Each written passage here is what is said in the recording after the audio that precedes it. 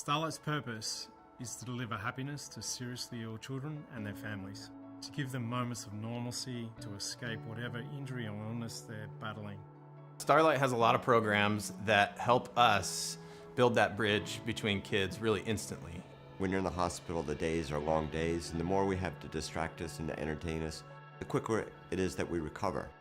What I love about Starlight is the simplicity of the programs. You can literally see a child's face come to life when they put on one of our gowns, when they play with the fun centre, when they're immersed in our virtual experience world.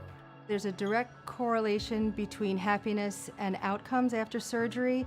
Patients that are engaged recover smoother and quicker and faster. And it just takes the conversation away from the next scan or the next treatment or the next dressing change. It's like a little escape for us as parents also. And when I was playing with her, I felt very overjoyed because it was taking away my sister's pain. One of the great strengths of Starlight is our network of hospitals and paediatric centres across the country. It's about 800 in our network that we work with. 20 years ago, we started partnering with Starlight Children's Foundation.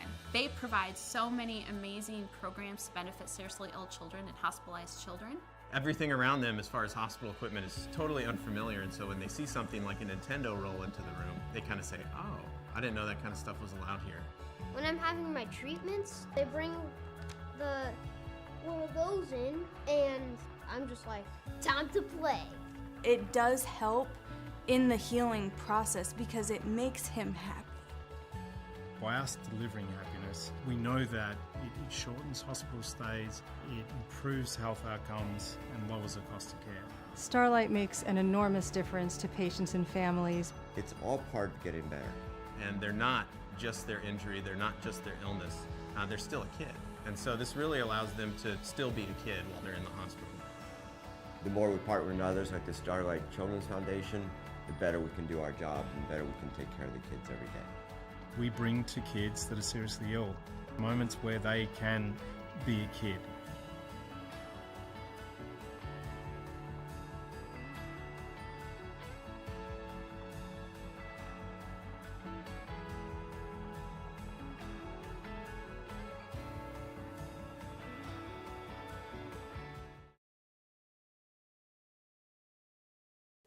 So you may notice that the timer has gone way up. It's because the $500 donation has hit. So we are now up to $6,640, and I've given the credit of the 3 hours and 20 minutes. So my plan this week, I'm going to go until a little bit after 8 o'clock, hopefully tonight, streaming tomorrow afternoon, Wednesday night, Thursday night. I think I'm going to take off on Friday. I don't know yet, but I'm definitely streaming on Saturday and Sunday. Thanks for your resub. Because of you, I can keep doing stuff like this. It is a lot higher. I appreciate it. Thank you so much, Malfunct, for 88 months. That's ridiculous. And Bookworm, nice. Nice. Very nice. Thank you for your 69 months. I appreciate you. Thank you, my friend. All right, let's get started. So,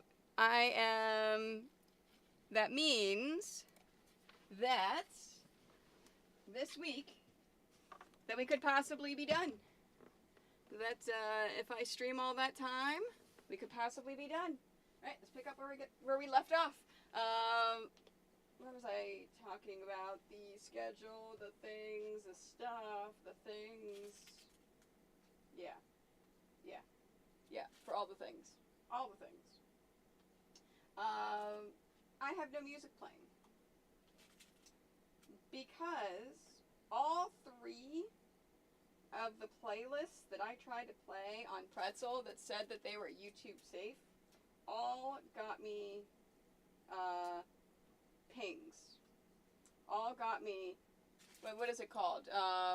When you use stuff without permission, and Pretzel says you absolutely are able to use them. Yeah, DMCA, thank you. I got DMCA notices. So I'm like, okay, well then I have two options. Option number one is I try not to monetize at all on YouTube, but that's how I make my money on YouTube, right? Yeah, copyright strike. Yep, DMCA strike is what it is. Or I go without music. So I'm going to go today without music. We're going to see how this goes. It's fine. It's fine. I mean, I don't know if I can go without music. Because I can't, you know what? No, by the artists. That's the thing, is that Pretzel negotiates with these artists.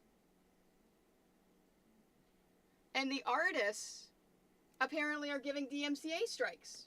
And they're not supposed to. And it's just like, and there used to be, whenever I had Pretzel before, let's see, let me go curated. Because I have YouTube Safe. Yeah, YouTube Safe and Instrumental is what I've got on there. Yeah. Agnew, please don't swear over on YouTube. Can I get a mod over there to remove that? Because that, I can't monetize if you swear on YouTube. So please do not swear on my YouTube. Because that defeats the whole purpose now. Here, let me see if I can get rid of it. Remove. There we go. I got it. There we go.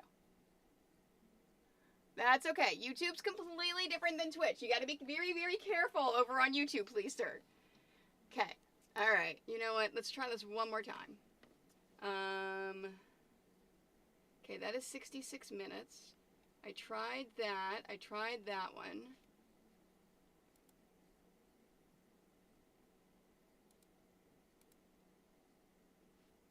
You know what? Nope, that's only 2 hours. Because that's the only problem, too, is it's not very... You know what? Let me try something else. Let me go to... I may have to cancel my Pretzel again.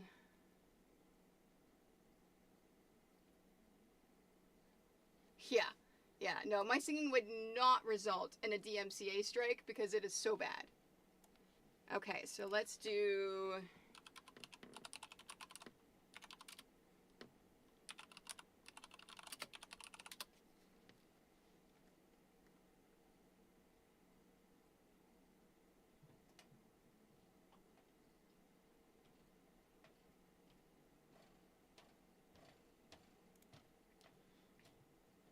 Okay. All right, let's try this one.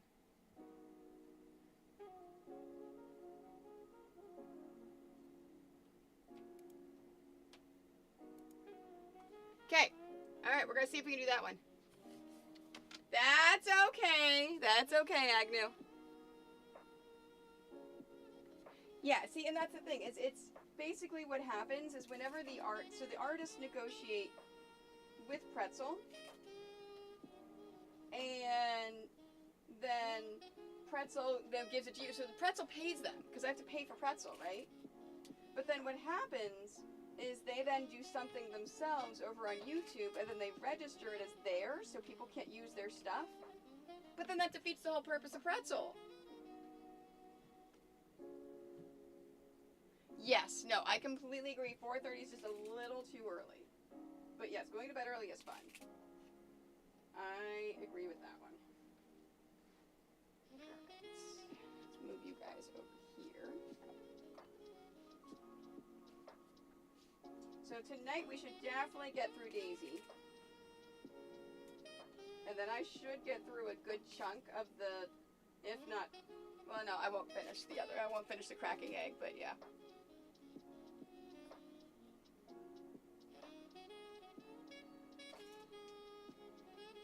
Alright, we're gonna see if this playlist at all, just some basic instrumental, pulls any DMCAs over on YouTube.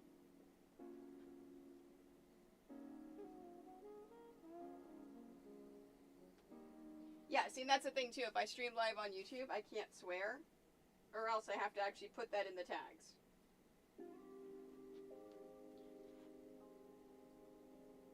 Yeah.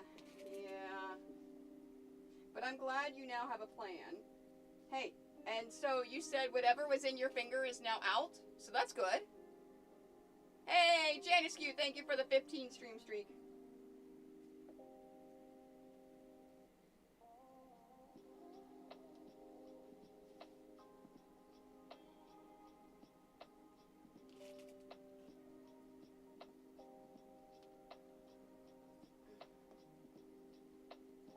So this weekend, well, first I should say why I didn't stream yesterday like I was supposed to. If you're not in my Discord, !Discord, if you are not in my Discord, I posted a very special video that please do not watch if you get queasy at all. Everyone should, if you were here the last stream, my husband was at a softball tournament in Ohio, and I popped out a little early because I was going to go watch him stream his game on Thursday. So the next game was early Friday morning, and a ball got hit back at him, and it hit him in the head. Luckily, he was wearing a helmet. But if you're not queasy and you want to watch it, now you don't see the actual strike because the umpire was in the way of the camera, but you see his helmet go flying off of his head. So, needless to say, he was done for the tournament, and I offered to go drive to Ohio to pick him up, but he didn't need me to. He got a ride with a friend of his who was coming home early. So they got home late Friday night. He is doing okay. Still has a bit of a concussion, just a very mild one. Gets a headache every now and then. It's not getting worse though. It's just a light headache. And his eyes only bothered him today after he was on the computer for about 6 hours for work. So not a tremendous short period of time. Yes. Yeah, there's no blood in the video because he's wearing a helmet. There's zero blood. He just has a concussion. However, if you are queasy at all and you don't like seeing things like that, I warn you, do not watch it.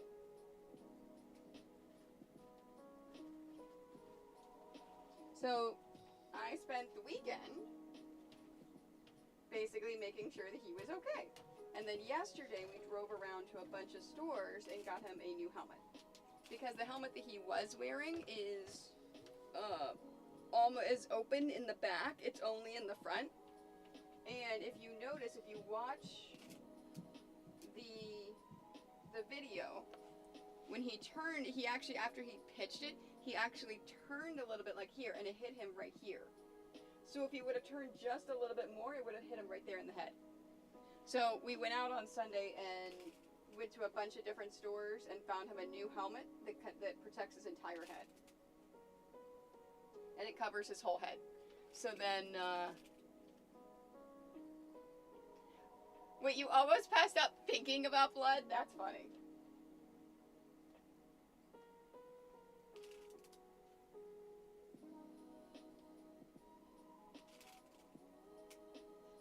So yeah, so now he has a new helmet, so we're not worried if he turns.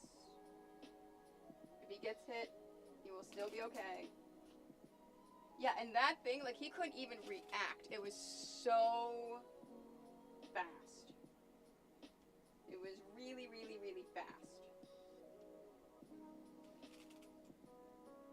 So if he was not wearing a helmet, it would not have been a pretty picture.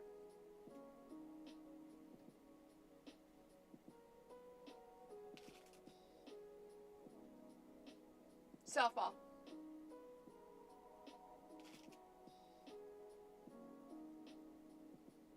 It was still going at least 60, 70 miles an hour though, Agno. Because this is a professional softball tournament.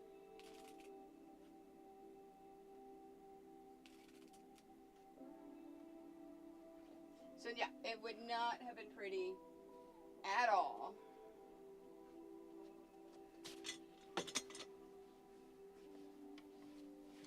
Oh, for the protective sports equipment, softball. So he actually was going to get a lacrosse mask, because a lot of these softball masks don't completely cover your entire head, which is what he had before, right? So he was going to look at lacrosse stuff, but we couldn't find one that fit his head. Yeah, exactly. So I thought you meant it was a baseball or softball versus how fast the ball was coming at him. But we ended up getting a fielder's helmet that's by this company. It was really expensive, but it's going to be really worth it, and it fits him really well. It's hard for him to see a little bit. He just has to get used to it.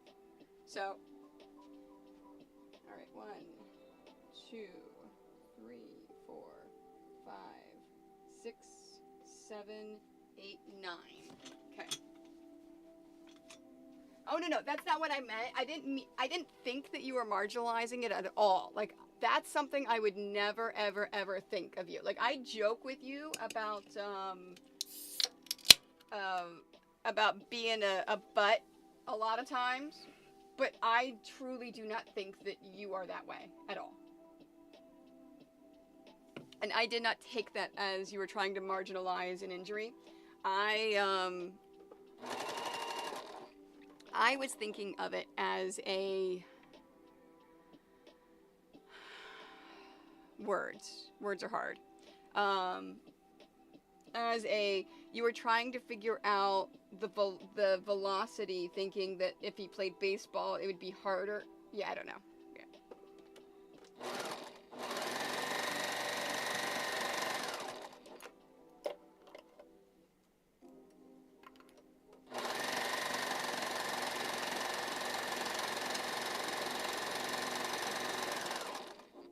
ASMR of the machine.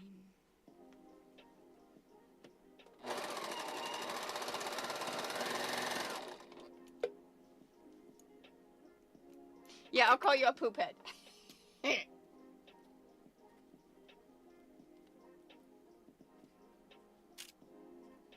Yeah, it's funny having to go back and watching my my mouth again, because I went from the family friendly to the watching my mouth, going to not watching my mouth anymore.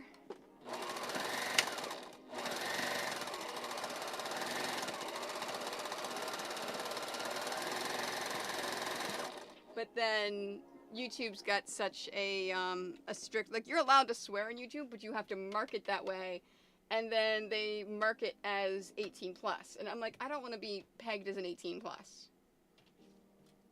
Yeah.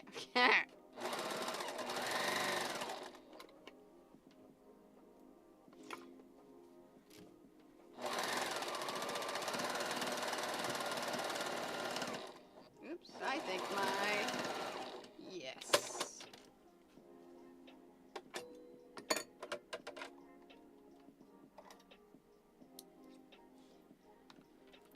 Honestly, I think some swearing would be okay on Twitch. I just think it's no excessive swearing. But that's okay. I'm not gonna worry about it. It's better for me if I just not worry about it, right? If I just watch my mouth.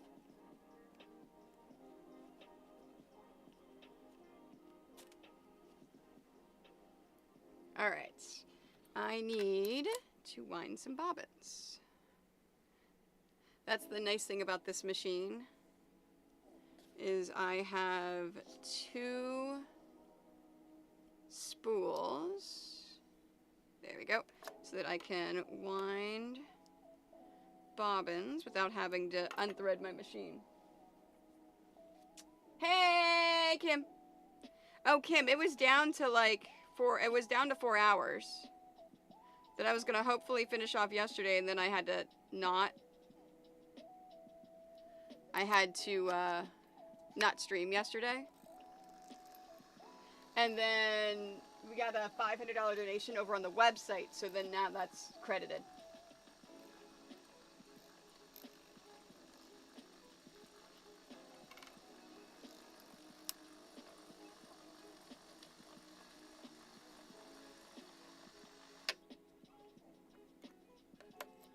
Oops. Come here. There you go.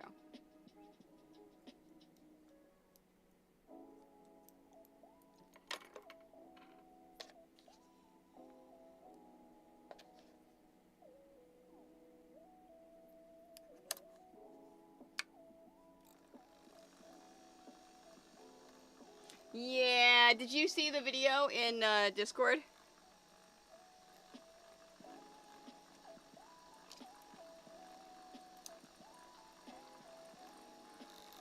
Like, I do not want to put that on my personal Facebook page, because I do not want, I don't want anyone who gets queasy to see it. Because you can't put, spoilers. It just plays automatically on Facebook, which is silly. Alright, one more and I'll get back to sewing. And it wasn't even supervised, it was just driving him around. Because he can't drive until Friday at the earliest. And that's if he feels 100%.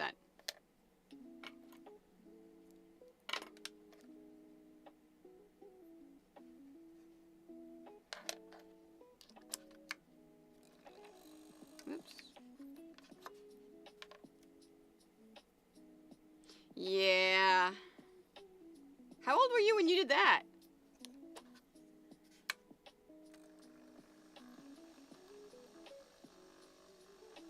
Oh, Drew. So, Drew is the other pitcher that got hit in the wrist. So, he got what's called a boxer's fracture, which is, it's one of the weird little bones in your wrist.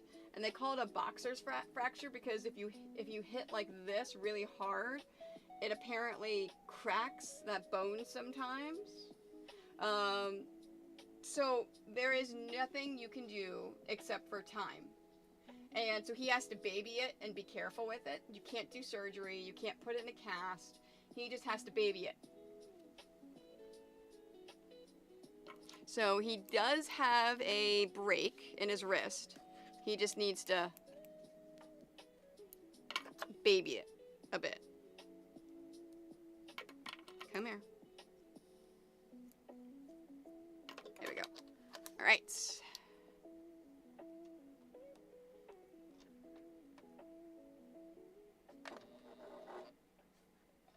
Perfect.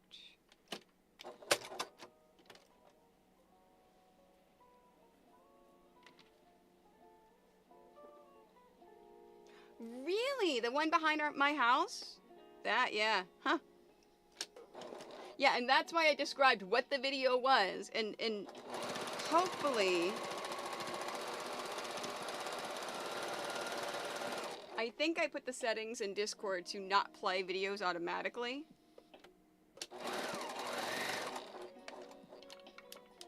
And then I said exactly what it was, so people didn't just click on it and play it.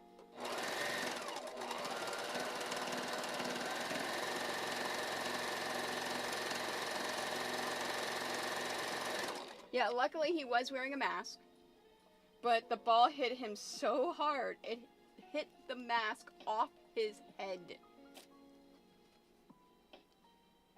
I didn't even realize that until, so I downloaded and then edited the video, because it's like a 3-hour video of the entire game.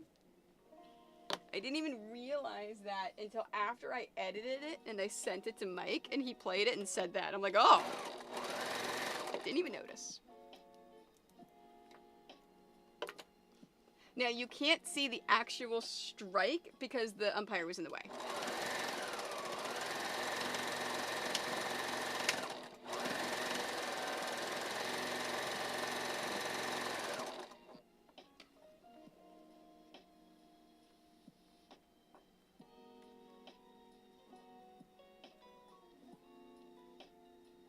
Thank you, Alicia.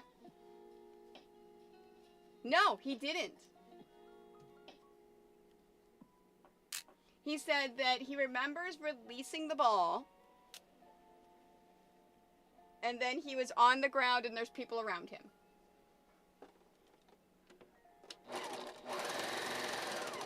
So I think that maybe he thought that someone took his mask off.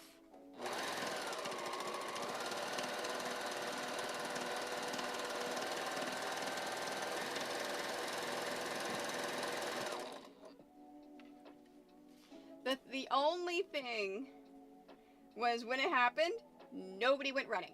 Oh yeah, it happened really, really fast. Oh yeah, no, you can't tell him to duck because literally it was that fast. He couldn't, you could see him try to get his glove up a little bit.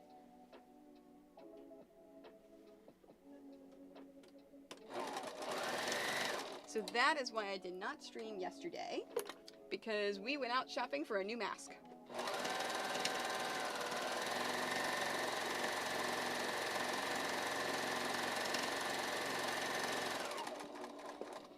So I told him he's not allowed to pitch until he can put that mask on and it doesn't hurt, because the bruising, when he puts the mask on, it actually hurts his head a little bit.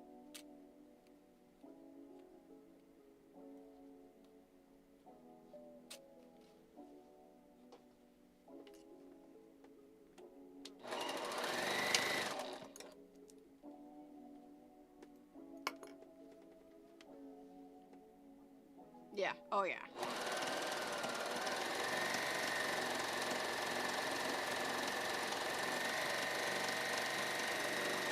So after I edited the video yesterday and sent it to him, he started sending it to a couple of his friends that were asking how he's doing, and they're like, hey, so you know what happened? Stay home and bubble wrap? No, you can't do that.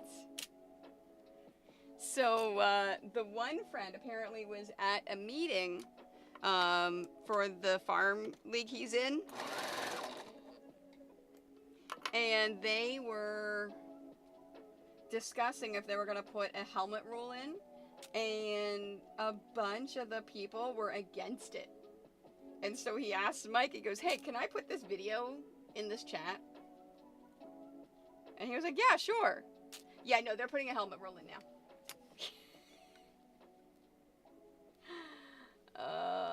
Like, it's, yeah, that should be a no-brainer. Hey, look, I'm back under 7 hours again. I was at 4 hours earlier, but that's okay.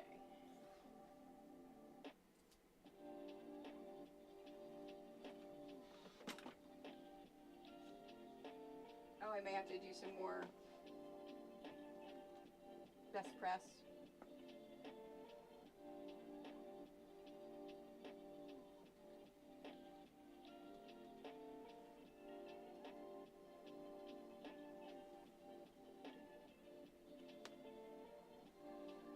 Yeah, see, and it's interesting. So the farm league, it's a lot of farmers and stuff, and there's people that are just like, oh well, I can't see. It's like, yeah, but if something happens, do you want a brain? Like, that should be a no-brainer. Get it? Get it? I made a funny.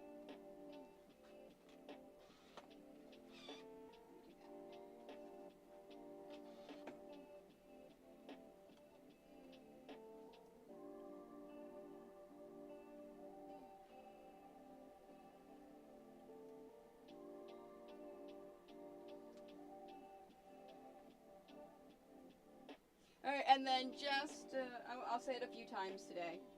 My plan is I'm going to go until a little bit after 8, which is why I tried to start as close to 4 as possible. And then tomorrow I plan on streaming in the afternoon.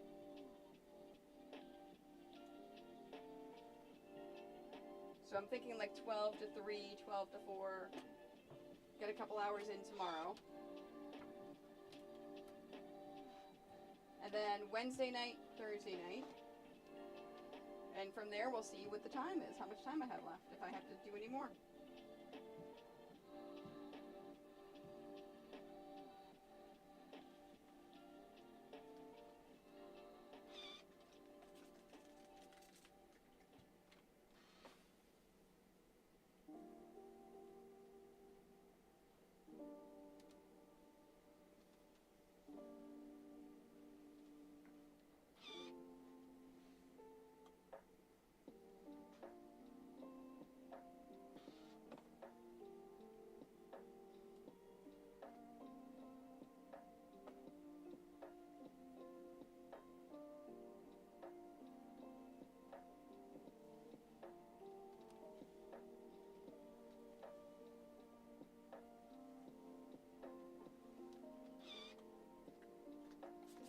playlist is fine.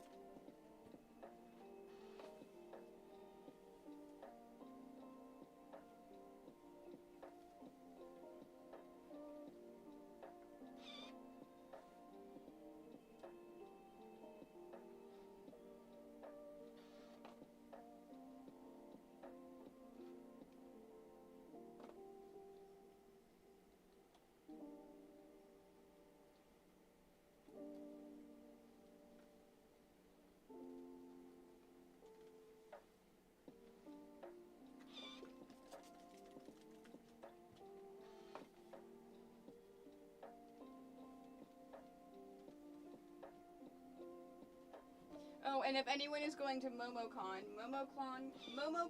classes, the workshops are now live. They made them live yesterday.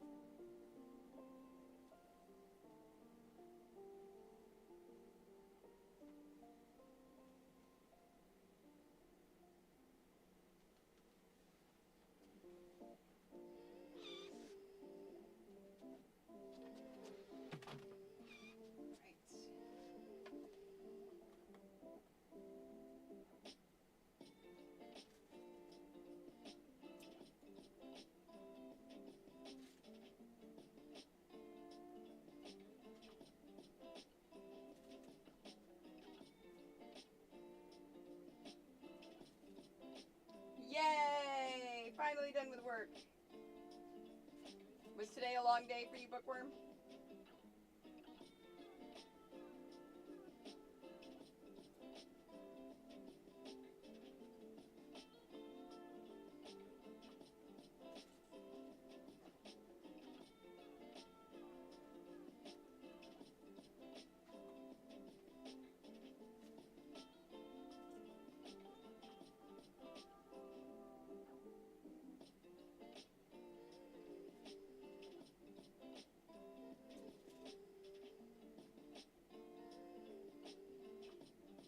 Yep.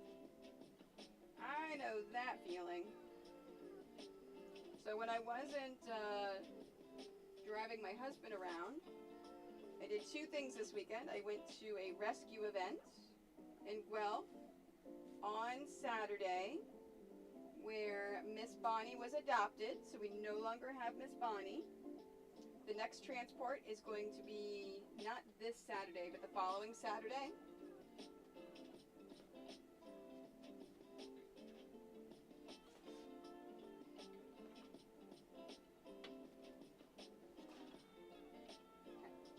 Right. And then in between all of that, I've been working on my pattern line. So if you have bought any of my pixel patterns ever online, you got an email this weekend that said there is an update to your pattern. Because I spent the past week going through and completely redoing every single pattern. So basically what we did is I changed the font on the cover page to make it look nicer. It's mostly on the back. Oh, and then on the front as well, we removed the Many Pieces Theory logo and we put in the Quiltoni logo. Because what was happening is instead of looking at the back to see, oh, it's by Quiltoni, I should, do that, people were Googling the Many Pieces Theory, which there isn't a website or anything about it.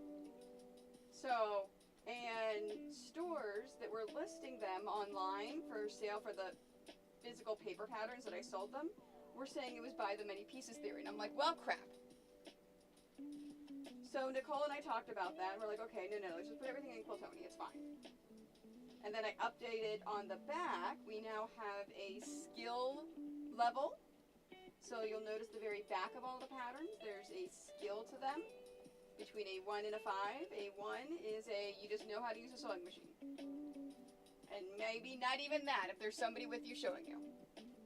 A2 is, it's a little bit harder. You probably need to have made at least one quilt pattern before. A3 is, yeah, this one's pretty difficult. You probably need to know what you're doing. We haven't done any 4s yet. And then, of course, Starry Night's a 5.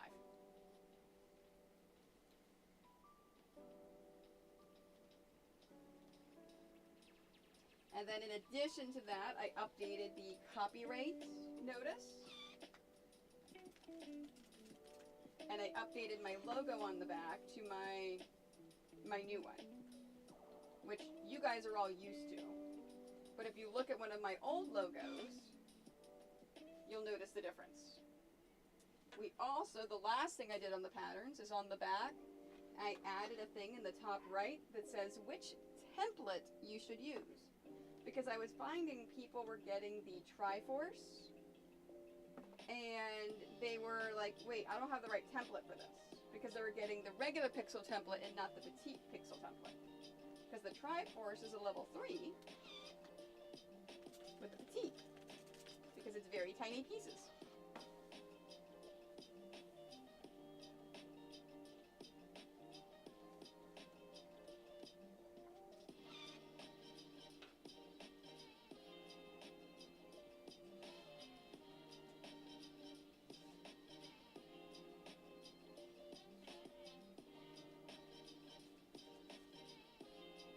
So then, in addition to taking care of all that, I now have to print out at least 30 to 50 of every single pattern. Because what I decided to do, I have a whole bunch of patterns already printed. And something that I started a while ago that I'm really going to enforce is if somebody purchases a physical pattern from me, I put it through my shop and it automatically sends them the PDF. And that includes the kits. So I also, if you purchased a kit from me, you should have also gotten an email with the PDF pattern. So this way, with it all updated, if somebody purchases the physical pattern from me, they also get the PDF. Like at a convention or a store or an event or something. And then if somebody gets it from me, well then I'll give them the old patterns, because they're going to get the new one in the PDF format anyways. And I'm not wasting the patterns. But that any stores starting at H&H forward are all getting the brand new updated patterns.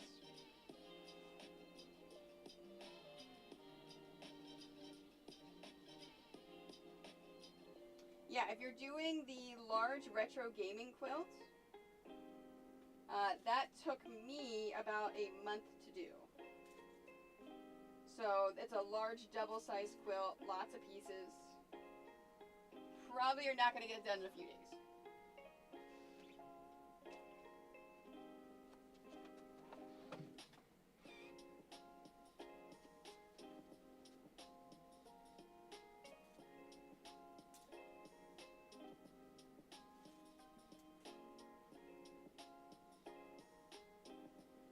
So I think I've only gotten through, and I haven't even touched the English paper piecing ones yet, because those are going to be next. So the pixel patterns, so I've gotten them all done. They're all up on the website. They're all taken care of. Now I printed them all out. So now I have to fold and staple them. So that is my life. I told Mike yesterday. Okay, good. Yes, if you're until August, you definitely have plenty of time.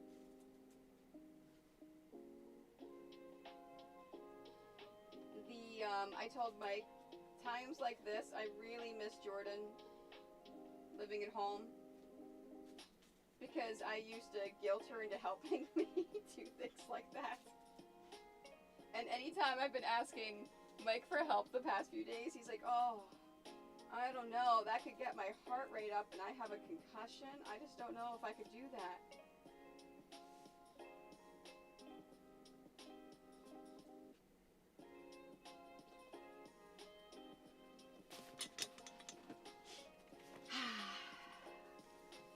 Freaking men.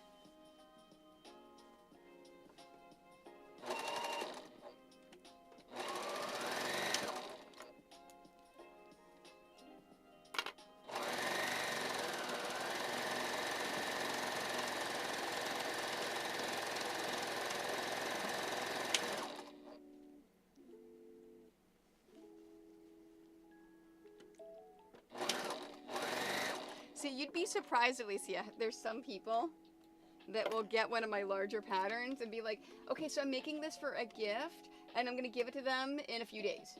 It's like, no. That's why I mentioned that.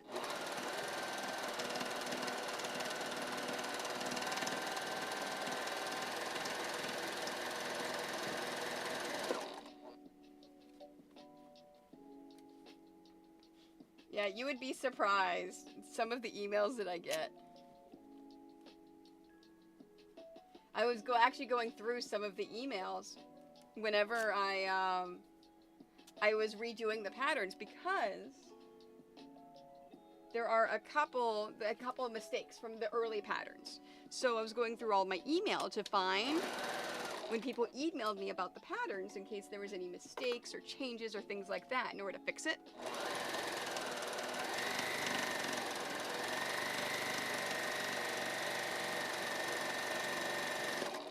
So I came across a few emails. I was like, oh yeah, I forgot about that one.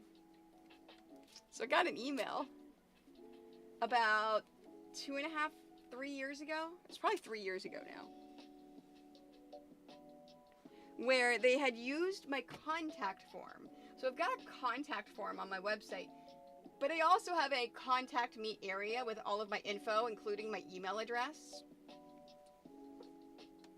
So when I get something by the contact form, immediately I know that they didn't bother looking at anything else. They just like pick the easiest thing on the front page.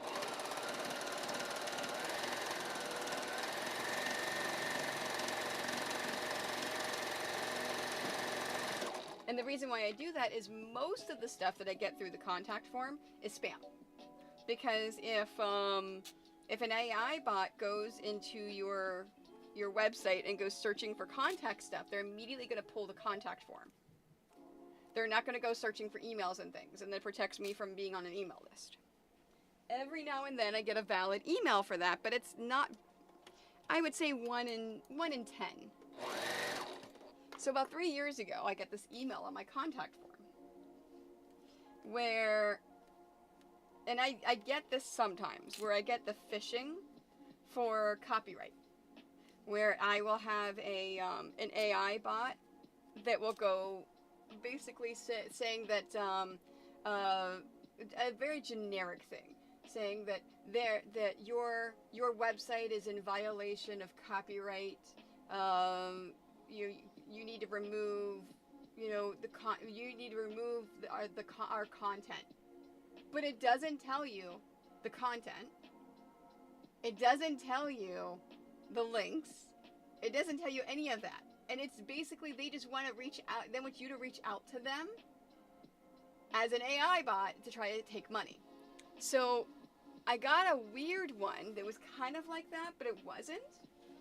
And so I responded to it just in case it wasn't, going, I am sure this is an AI bot, but doing a phishing because there's no specific information on this about what copyright I have broken. But I'm going to send this message anyways, just in case this isn't. And the person responded and said, I'm not a bot. You're breaking the law. That was it. That's all they responded with.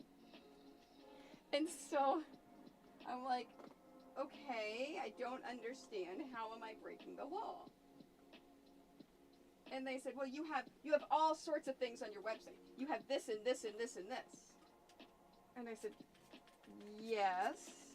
And most of that on my website is licensed, meaning the license holders get money from these licenses. Is there one that you own that you think that I have broken copyright law for, that I need to take down or take care of?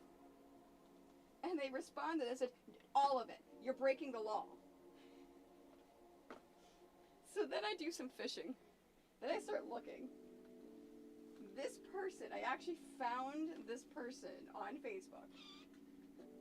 It was a very, very old woman that basically, she was a busybody. No, it wasn't a 6-year-old kid. It was an old woman that basically her entire feed was all about the things that her neighbors were doing and how can she report them, and all the stuff of they're doing this, how can she report them, which made me laugh. So then my last email back to her that she never responded. Oh, yes, a 66-year-old that acts like a 6-year-old. Yes, okay, I understand now. So my last email to them was, only the copyright holder can send a cease and desist letter to remove copyright if they feel that they have been infringed. You do not own any of this at all, so you have no right to even worry about this. And she never responded after that.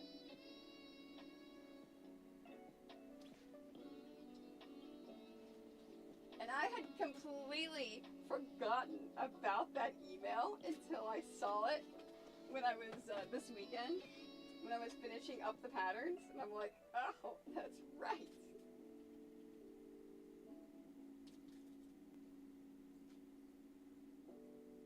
Like, I employ a copyright lawyer. Like, I know what I am doing.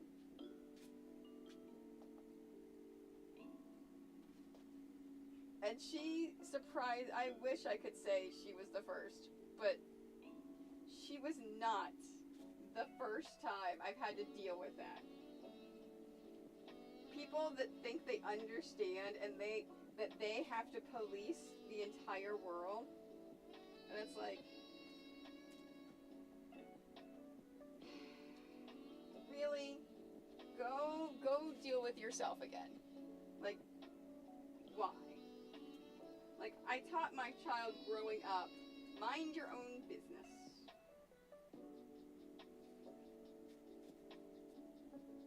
Obviously, this person was never taught that.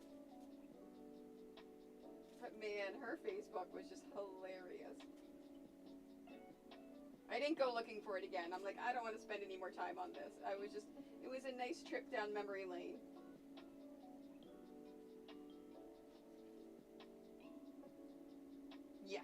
Yes, I like that one. You need a different hobby.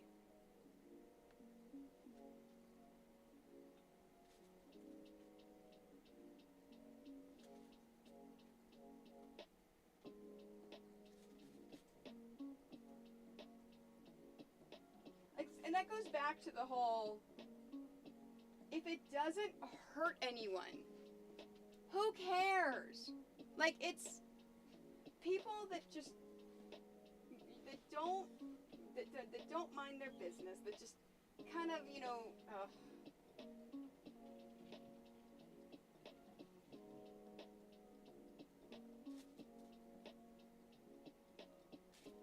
like, people, come on. You think I haven't researched a whole bunch of that stuff? Look at my business.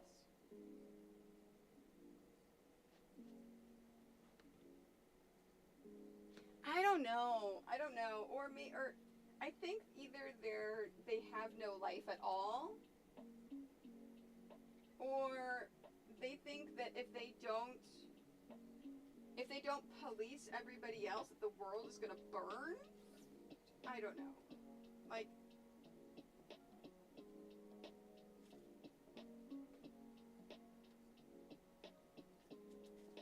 I read an article yesterday about someone that had a conversation with a person at a coffee shop, just like a random encounter, where the person was coming from the deep south and they were visiting California, and she says, "Can I ask you a question? Why does it seem like everyone out here is, hates what we stand for, and they're out to get us?" And there was a whole conversation about the whole, well, think about, some of the things you're doing. And it was a long article, it was a long thing, and a long conversation. But the point of it was that the writer came to the conclusion that the people that are out there right now that don't care about those around them, that really only care about themselves, that's not it. They just truly believe that you have to get somebody first before they get you. And she used the Iran war as an example. It's like, well, there was no proof that anything was going to happen, so they had to go after him and get him first before he could get us. It's like,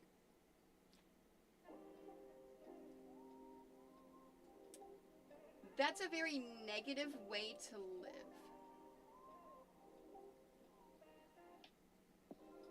And it is a sad life that they live. And it's one of those things where it's like, if you believe that you have to get people before they get you, like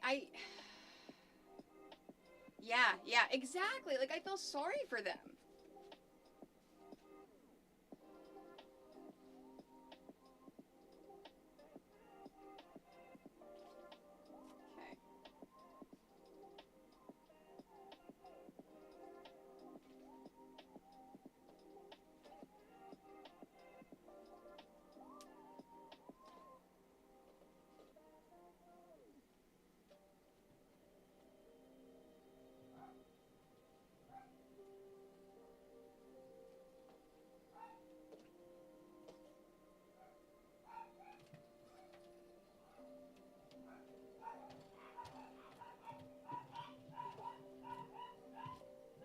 I think my fabric from Benertex is here.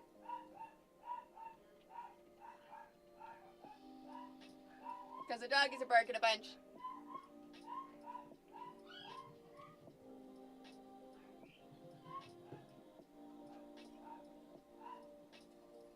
So Benertex is sponsoring all of my classes at the Fiber and Fabric Festival. So they're sending me fabric so that my students do not have to bring their own fabrics, and that I don't have to charge a kit fee, which is awesome. So we are going to, it's for mostly for the Bargello, but then the extra stuff we're doing for the dice bag and the scrunchie class.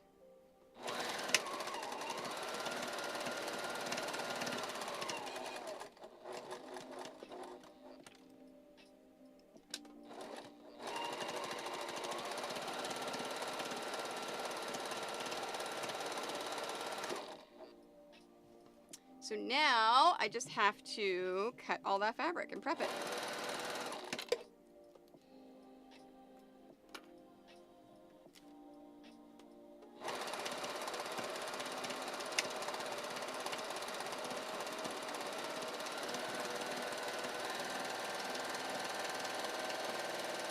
If I have to go upstairs for any reason, I'll grab the box and bring it down. It should be a quick unboxing. Oh, you know what? No, I should record it.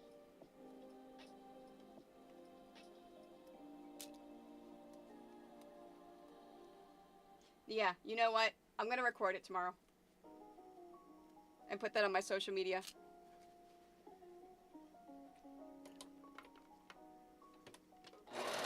Because I should, because Benertex provided it. So I should put it on my social media and tag them.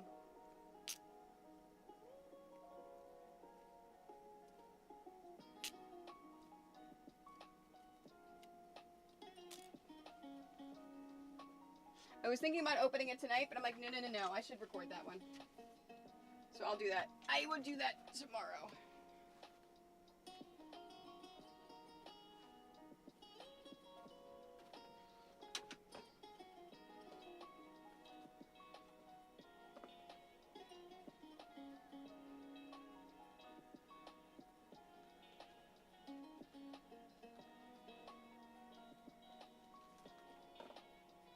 And then I can post that on Thursday. Hey, welcome. welcome back to Nosarama. Yeah, no, we had a $500 donation over on the website. So it has been reflected in the Tiltify. So I added it to the timer.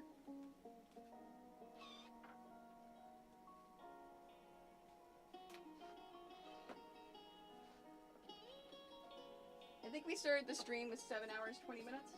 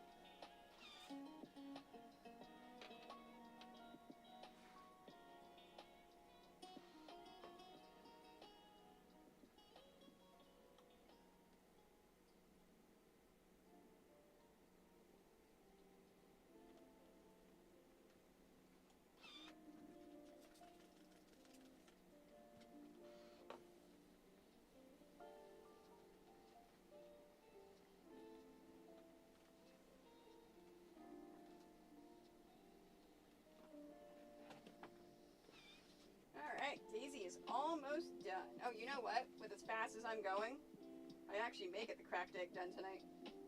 Or close to it.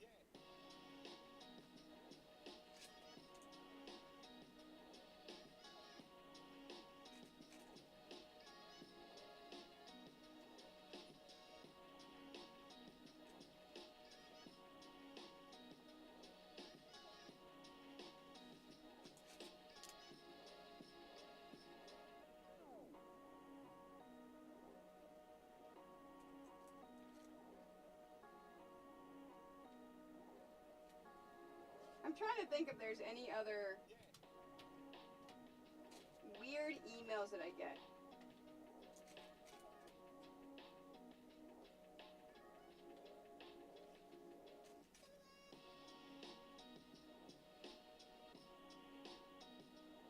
I got one today from a guild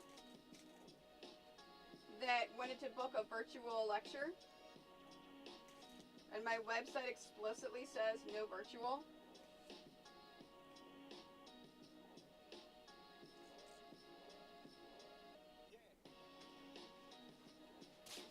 And And I only do in-person lectures now if there's a workshop attached.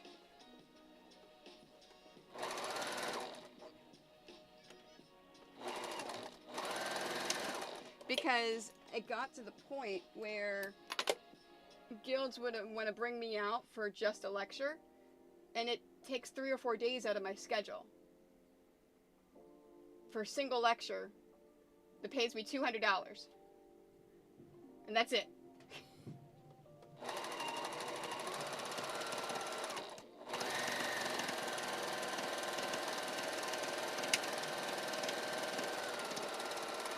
Because you have to figure all the travel time, you know, all that other stuff. And I'm like, I can't do that anymore. There are plenty of people out there that will do it. I just can't do it.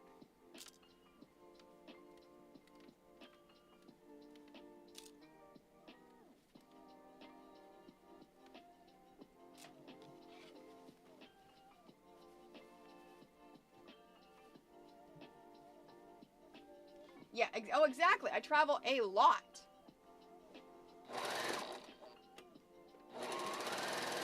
And that's why I'm like, I can't travel for just a lecture. Like, it's gotta be...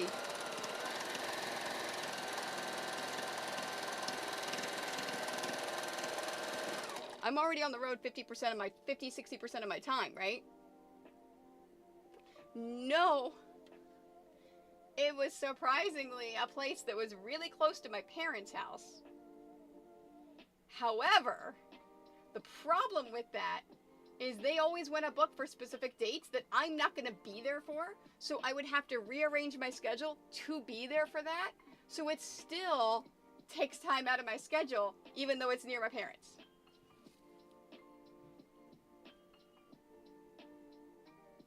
That's awesome. That's awesome, Bookworm.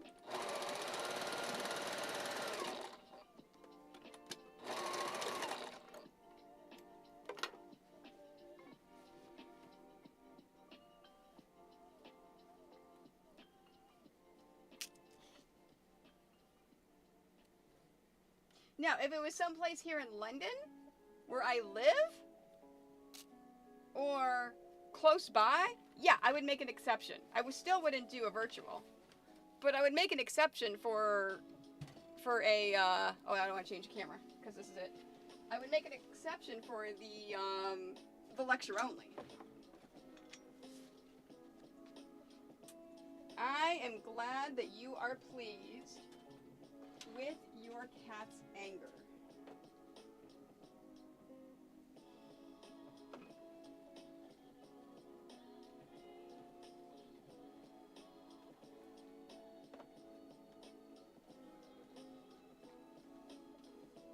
I think this is the week that Rosalind is at Universal. I hope she's having fun.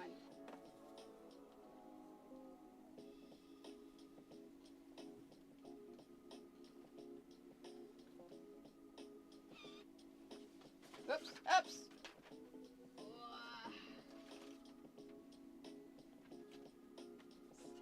Stay there.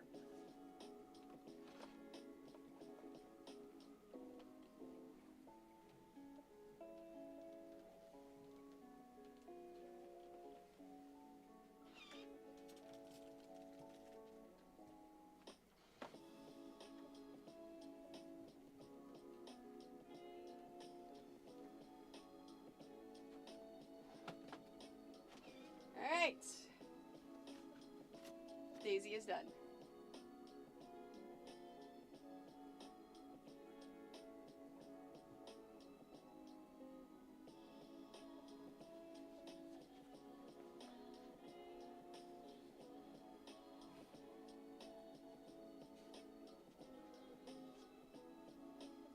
Alright, I'm gonna put you over here because I have to hang you up. Right? Me too. I also cannot wait for the wine and dine schedule. Alright, let's see. Working on... Next up.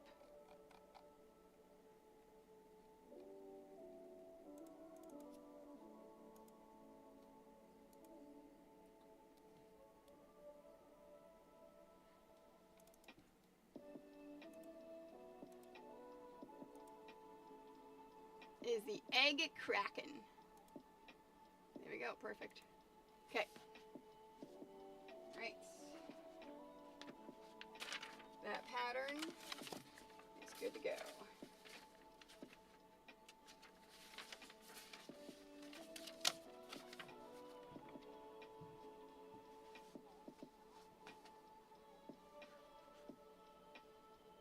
Alright, so we're going to do a traditional Yoshi egg.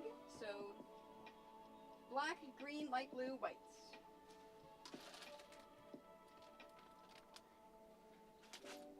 Whites.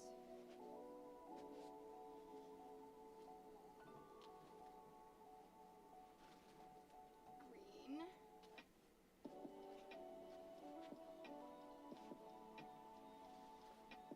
Blue. And black.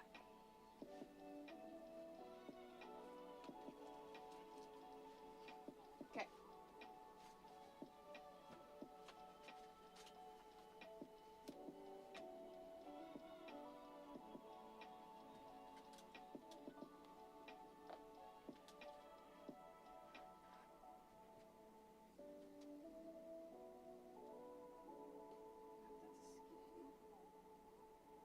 Okay, this is brown.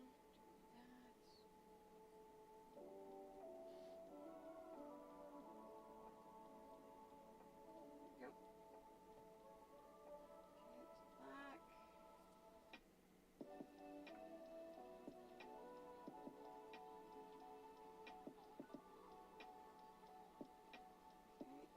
Blues, I do need that. There's no gray in this.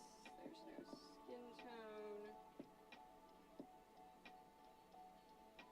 There's no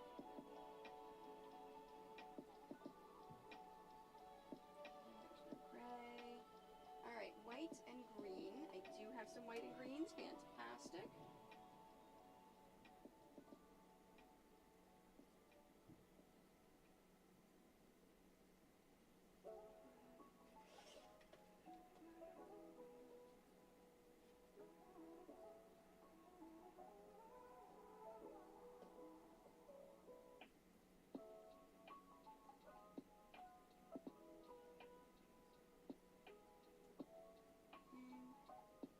Red. Purple.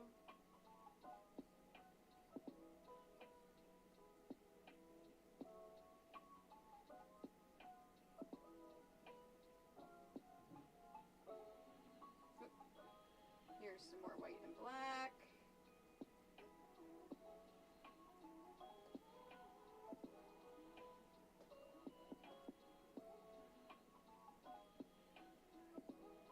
Okay.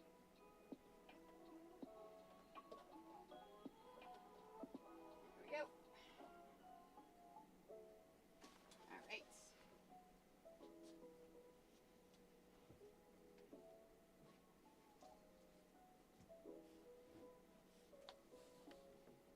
Oh, thank you. Thanks, Bookworm.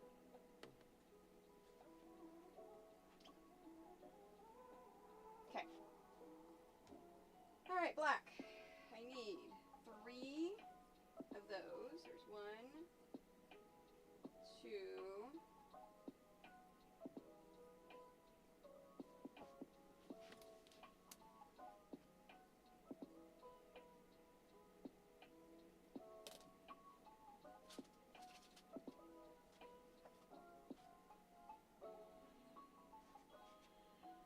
Where did I put the rotary cutter?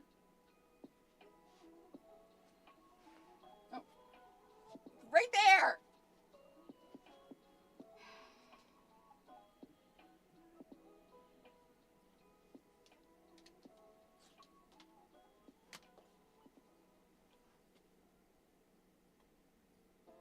Yes, no, that is true. You do want to see what I'm doing.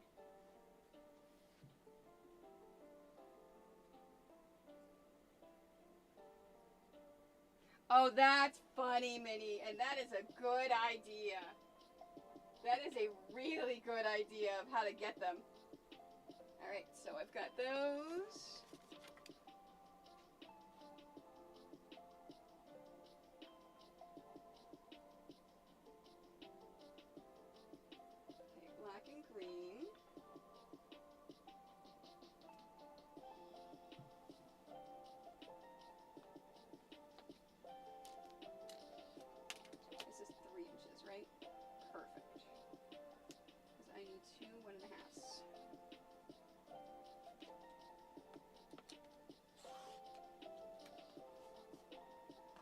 Yeah, that's a really good way of doing it. Well, remember we got that $500 donation on the website. So that is finally reflected in Tiltify, so that's why it went higher.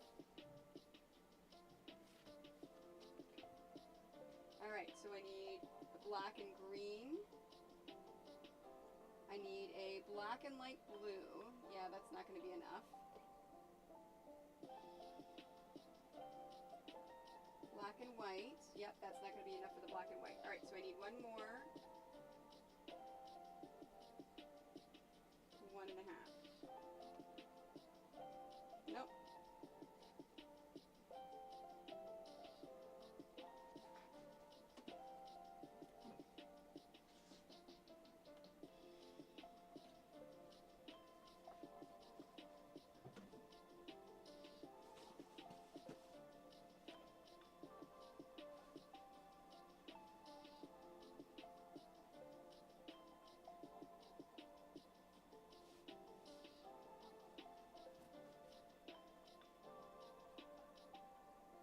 What do you mean is it normally like that at the cutting table? Oh, yes. No, it's always that way. Oh, here, hold on. Let me mute it. The mic itself got angled. Let me fix it. Because I did a podcast on Thursday, so I had to have it pulled towards me.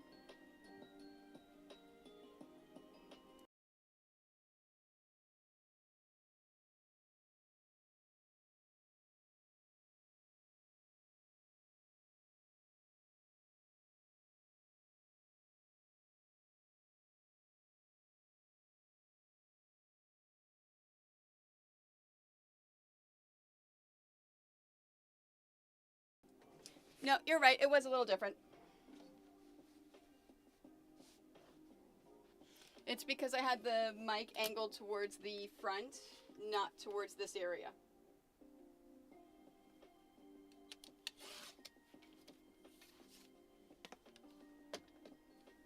Okay.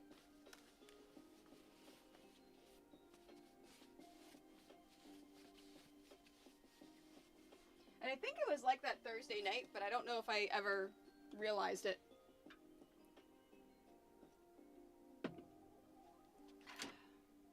Okay.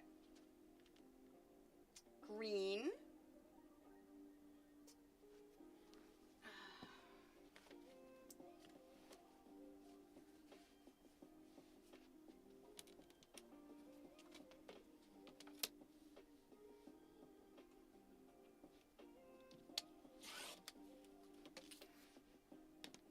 Oh, and I need a 1.5 for the green and the black.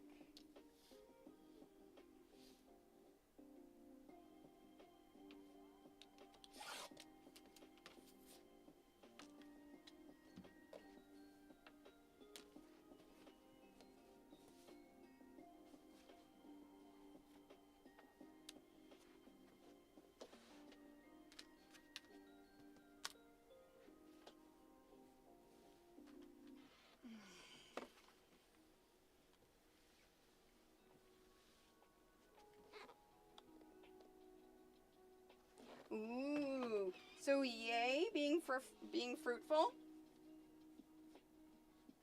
Boo for managing feedback.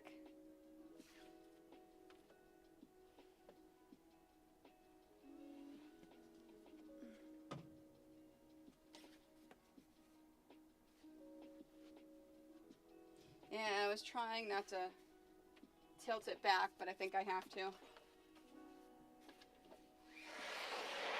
There we go. That should still be enough room to iron.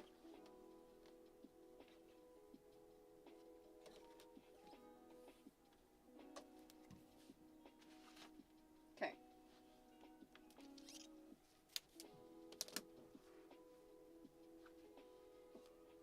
All right, green. I need 1, 4, and 1. So let me do the 4 first.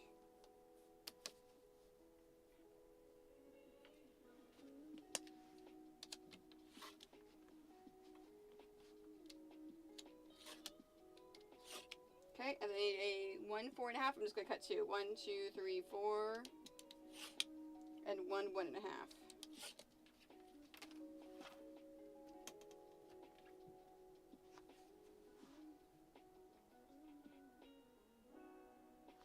Okay, good. Good, good, good. As long as it doesn't, it's not bad. And I shouldn't say bad. As long as it doesn't hinder the process.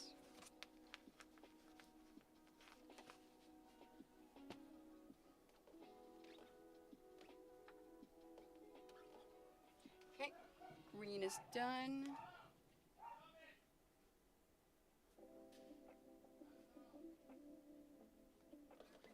Paco likes to bark. And my husband has had enough.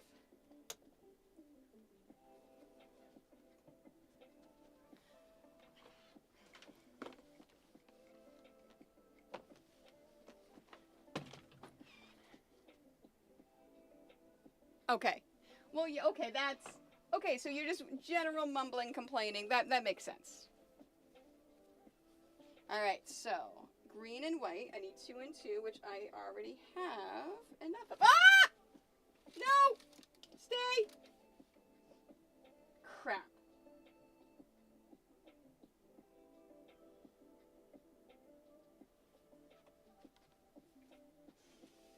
Oh, crap.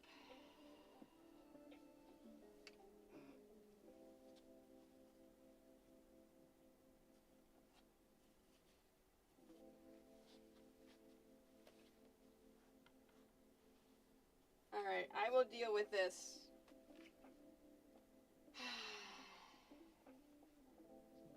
For the next project, or the next block. I apparently did not have my stack stable.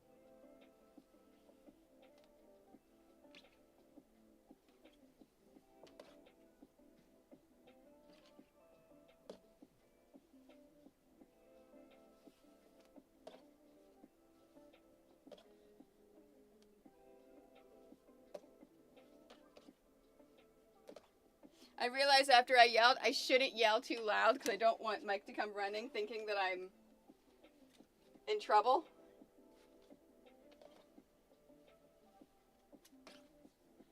Okay. All right. It's good. Back to what I was doing. All right. I need 2 and 2.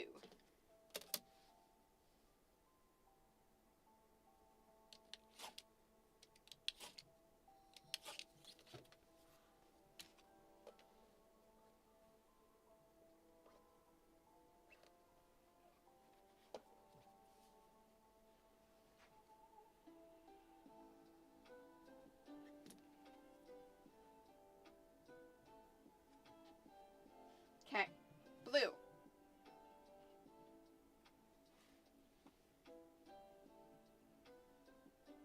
6? No, I'm not going to have enough.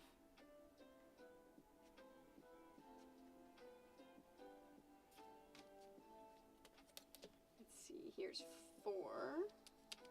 I might...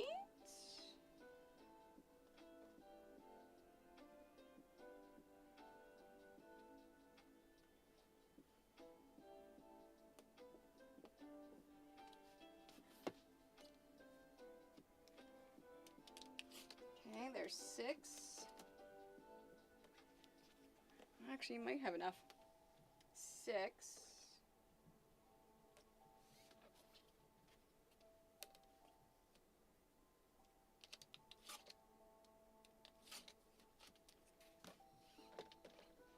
Okay, there's 4.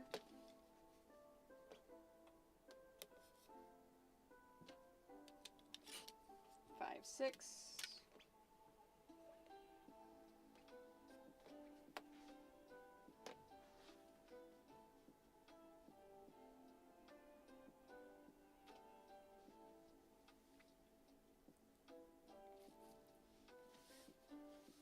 Yeah, that's always the thing, right? Like if you create something, you hope that it's what they can use. 2, 4, 6, 8, 10, 12. I had enough. Nice. Let's make sure. 2, 4, 6, 8, 10, 12. Yep. Awesome. Okay. Okay, so I've got that. Now,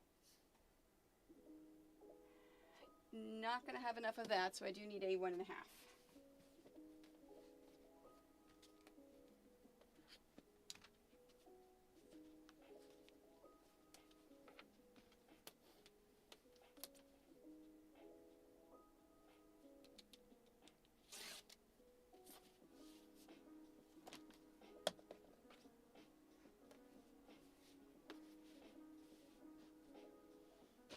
Okay. Wait. 0, 4, and 2. Okay, is that a 2.5? Yes.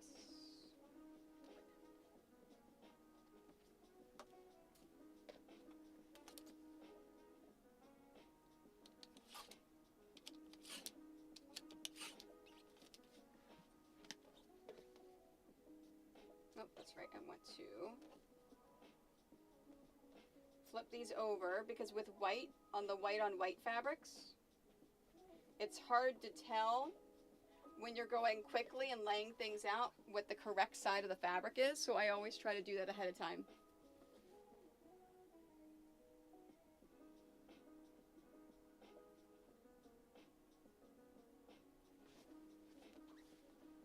Okay, and then 2.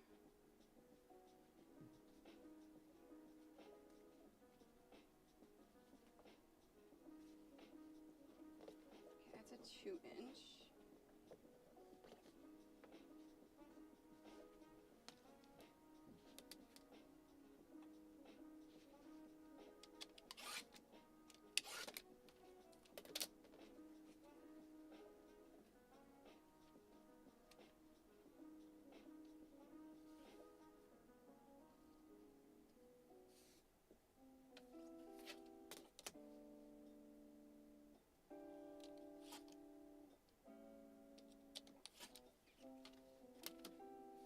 Does anyone know, does the Embassy Suites have coffee and tea in their lobby?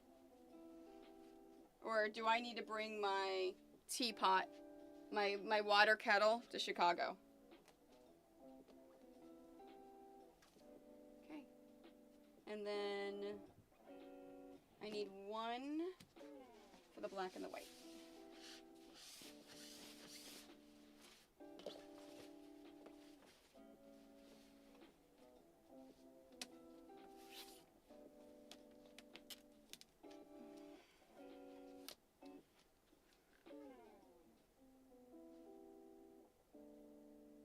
Okay. Because I know me, and I will be the first one awake every morning.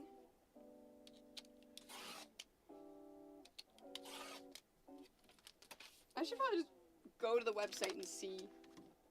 Look at pictures of the lobby. I know we get free breakfast.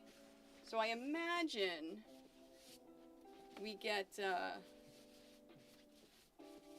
there's tea and coffee in the lobby. All right. I need a black and a green, a black and a light blue, and a black and white.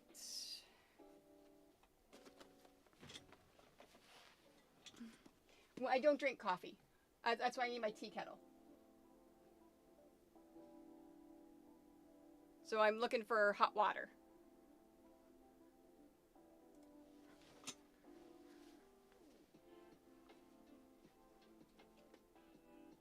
I had to stop drinking coffee because of my blood pressure a few months ago.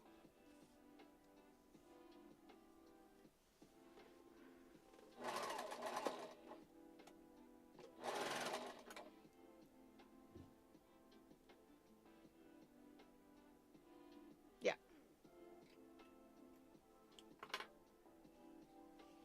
That is true. I'll bring it just in case.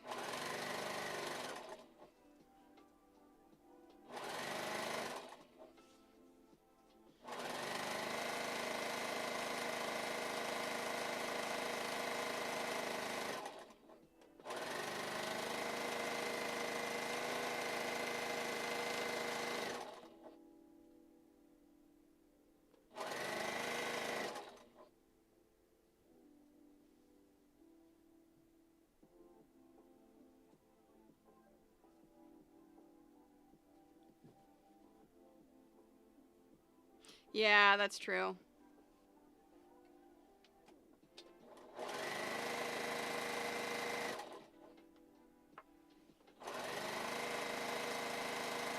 All right, I'll bring my tea kettle.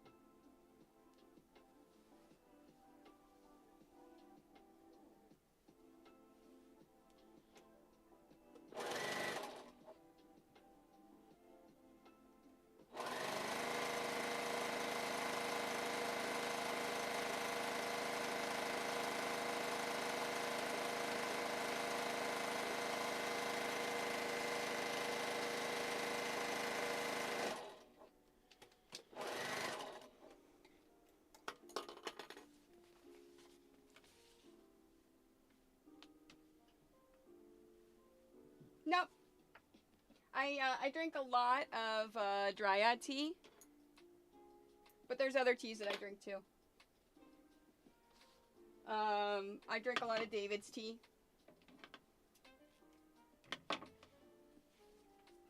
Dryad tea actually gets in my favorite green tea from abroad.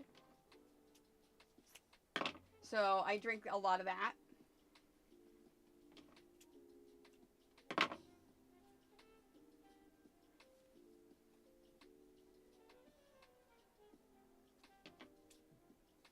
I also like a good old-fashioned Constant Comet. Because who doesn't? Yeah, no, Ruby's the best. Where I'm like, hey, my favorite green tea in the entire world, the only one that ever carried it was Teavana. So when Teavana was going out of business, I literally bought every single leaf that they had in every single Teavana from my house to my mother's house in Maryland. And so after 3 or 4 years, it was running out. And I was complaining to Ruby, and she was like, well, let me see if I can get some. I was like, wait, really? You would do that? She goes, of course I would do that. I'm like, I love you.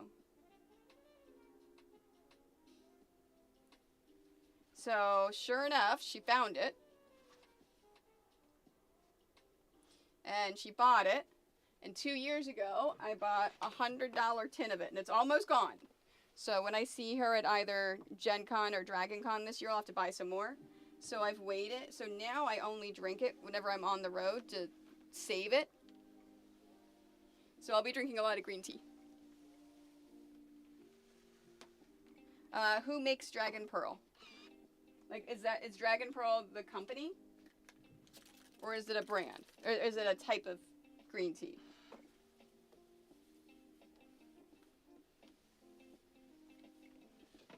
Yeah, my absolute favorite is the Gayakura. I have no clue if that's how you pronounce it. It's Gykuro.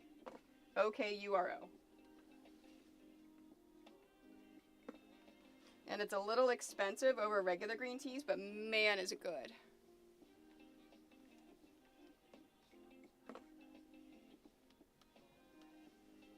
Okay, so it's a type of tea. So that's not something that Ruby would carry then. If it's not just regular loose leaf. That would be hard to travel with, though.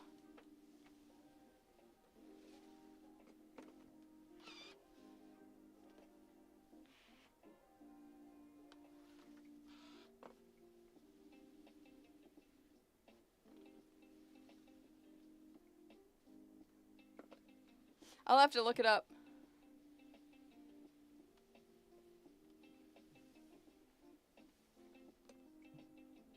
Dragon Pearl. Okay. Because I do love me some green tea.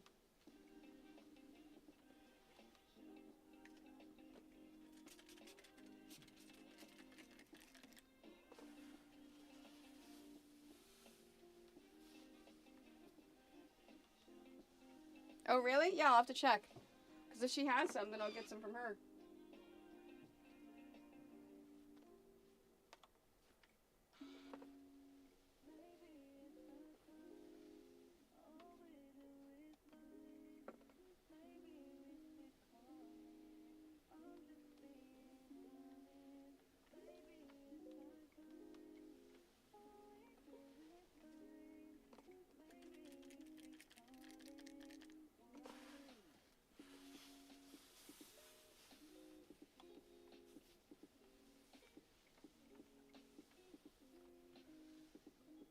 Okay. Thanks, Bookworm.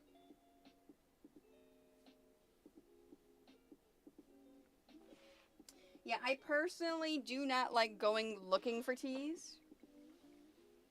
If Ruby doesn't have it, or it's not a David's tea, I tend not to get it. So if it's a Dryad tea or David's tea, fantastic.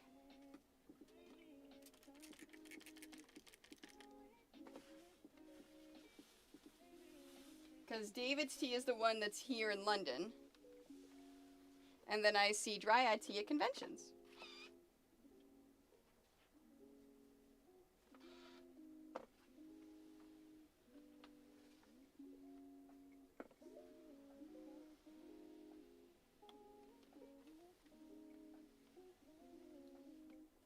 Yeah, I don't. I do not like going on quests.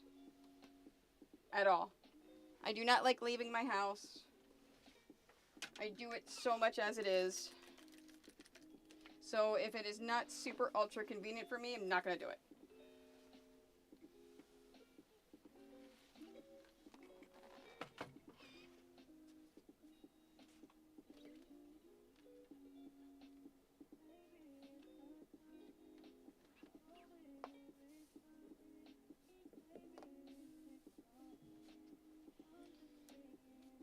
All right, black and white. Let me get these done first. I need 3 and 12.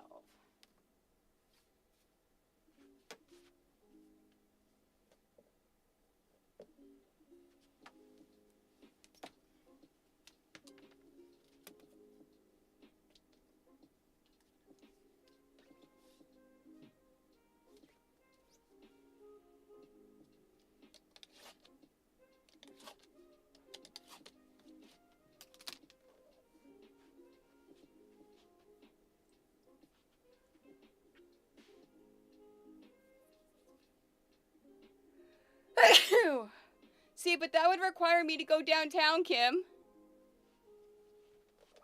I do not go downtown a lot. Okay.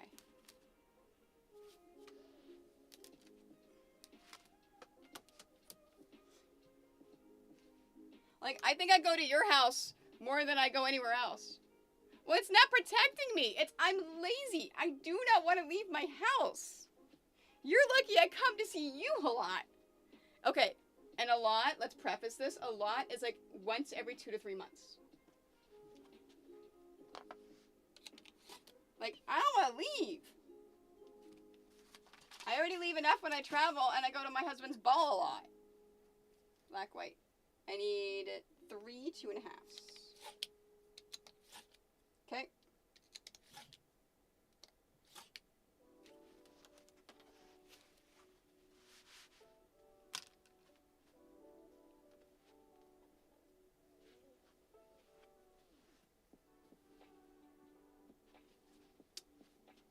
Yeah, I don't. I love my friends, but I don't like leaving. Alright, so this one is done. Okay, and then I need 2, 4, 6, 8.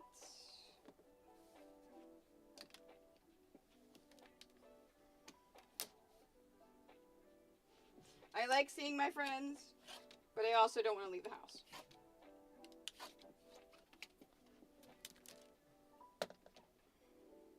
Two, 4, 6, 8, 10, 12. Perfect. It's good.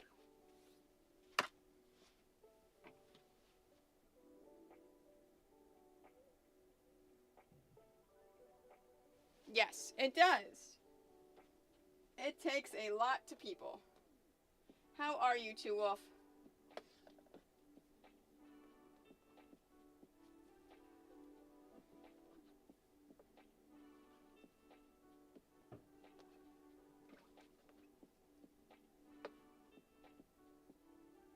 Okay, black and blue. Oh, man.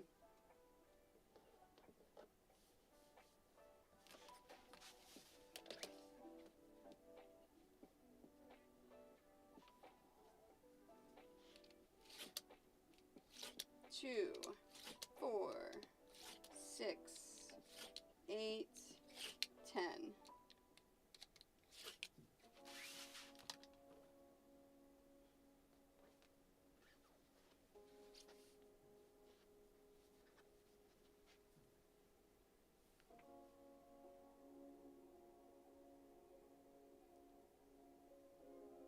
Oh, the tea house. Yeah, I think I've been there.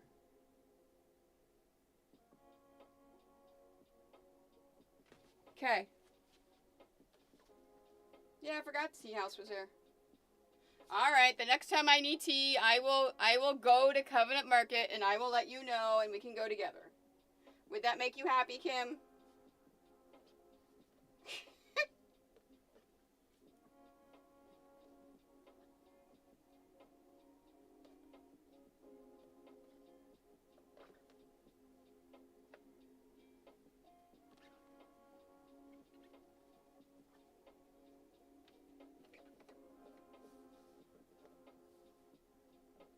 Now you want fancy tea?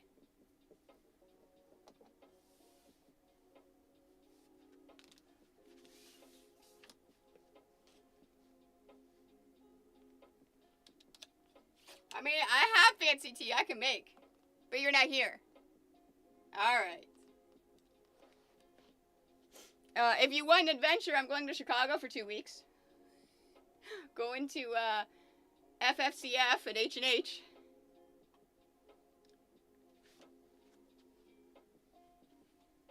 All right, black or blue. I'm working Quilt Market, and they gave me a hotel if you want to come with me. That's next November. All right, and I need 6 2.5. 2, 4, 6. Oh, it reminds me, I still have to type up that contract and send it.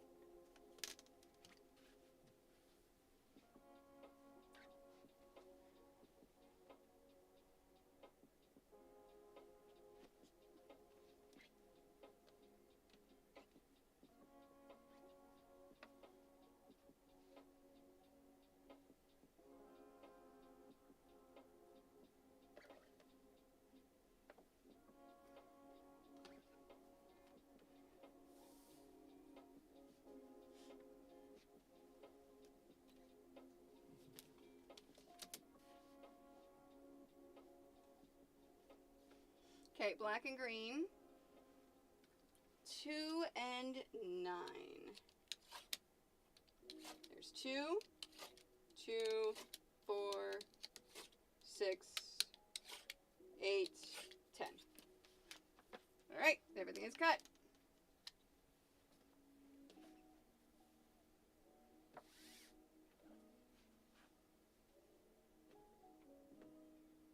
I don't know. Look at quilts.com. Sometime in November. I think it is the weekend before American Thanksgiving, if I remember correctly.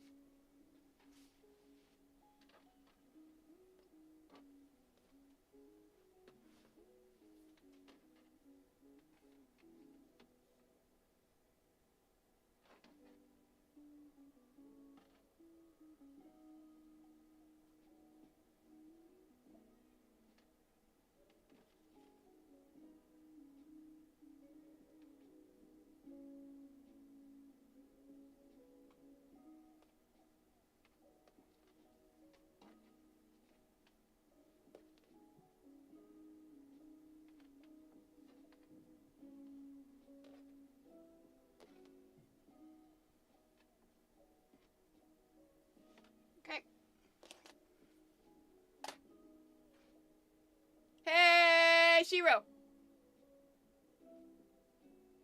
Yeah, we're a bunch of nerds here. All right, 1, 2, 3, 4, 5, 6, 7, 8. 2, 4, 6, 8.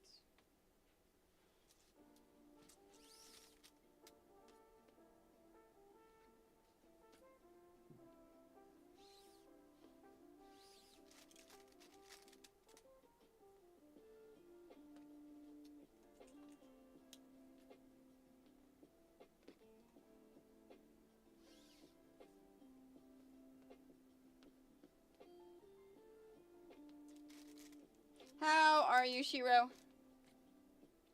I am back up to over 5 hours.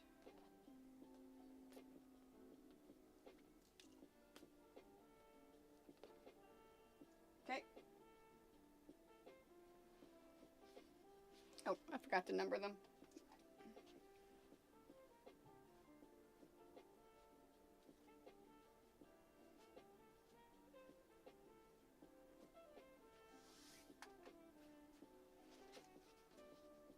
Okay, number 2.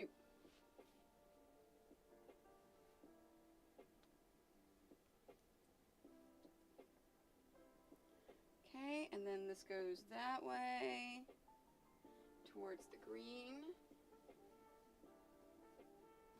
Black.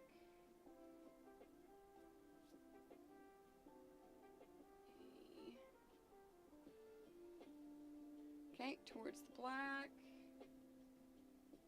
Towards the black. And then here. Okay, this is the left. Hey! Shiro's got a 3-stream streak. Nice! Okay, I honestly don't know if I've ever had Korean barbecue. Because I'm not a fan of barbecue in general. So I don't know if I've ever actually tried it. I imagine it is not the same as US barbecue. And it's funny, no matter where I go in the US, I always get people who are like, oh, but you need to try this barbecue. No, I really don't. Just not a fan. I know! I just, in my brain, it says barbecue, and so I'm like, I'm okay.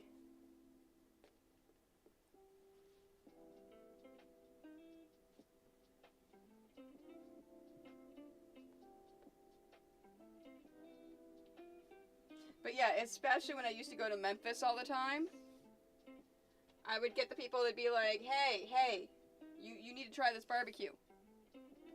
No, I'm okay, thanks.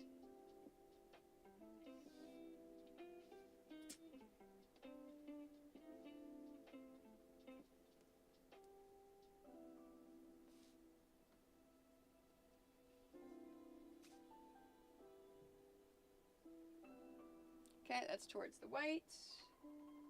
So we need to go towards the blue. Okay, this is to the right.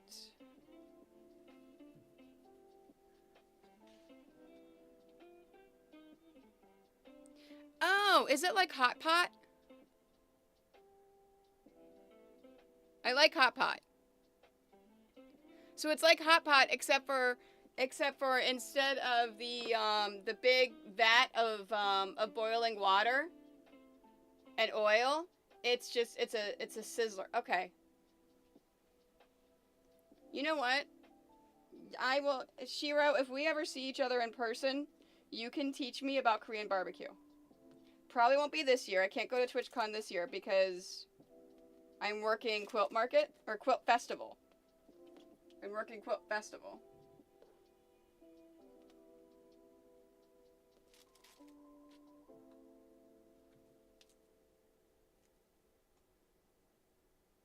Ooh, hot charcuterie. Okay, yeah, I may like that.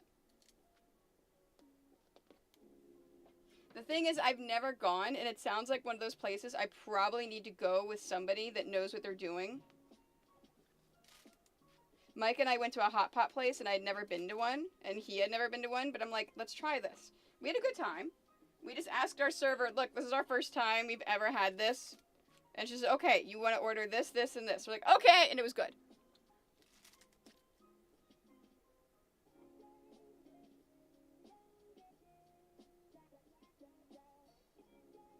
So, Bookworm, is there a Korean barbecue place downtown Indianapolis within walking distance of downtown?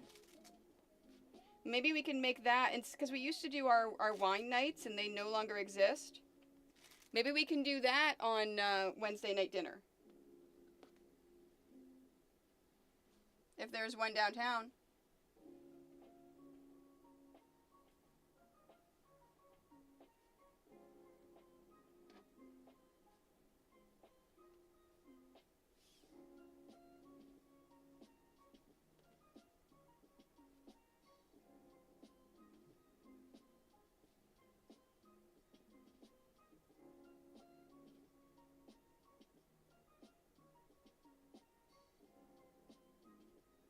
Oh, you don't go to TwitchCon? Do you do, what are the conventions I'm working this year? MomoCon? Gen Con? No, MomoCon, then Origins, then Gen Con, then Dragon Con, YumaCon, and I think that's it this year.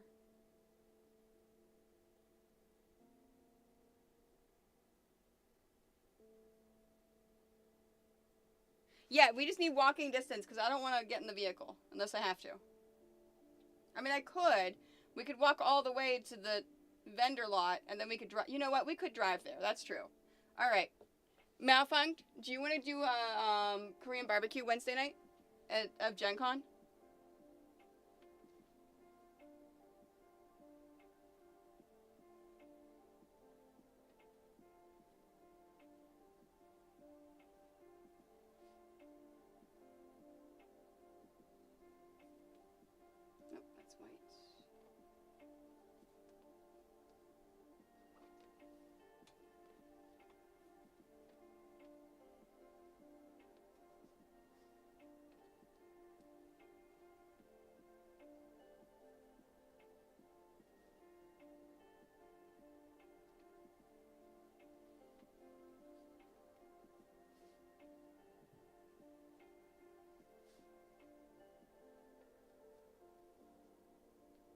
Okay, towards the black. Towards the black. And then there.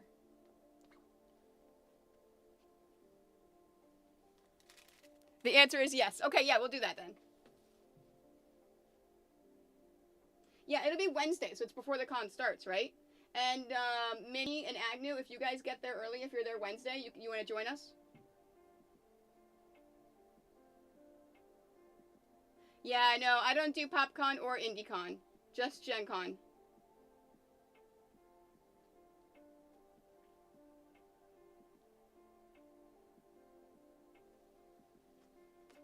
Yeah, so Bookworm lives in Indy. Yeah, Bookworm, I will leave that one to you then. If you want to find a good place that is fairly close to downtown, please. I do not want to drive too far if I have to drive.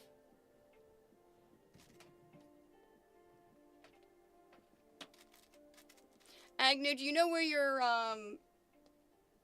hotel is for Gen Con? Have you booked something? Did you get into the lottery?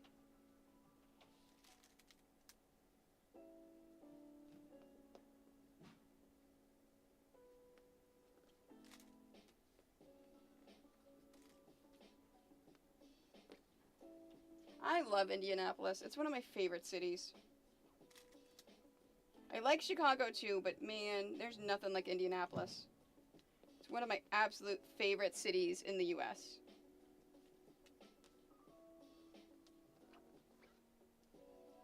Gen Con is best con.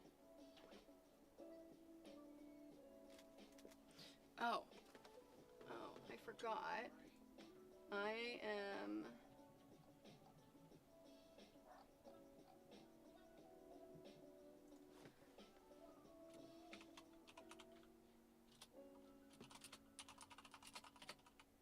tell something to Bookworm.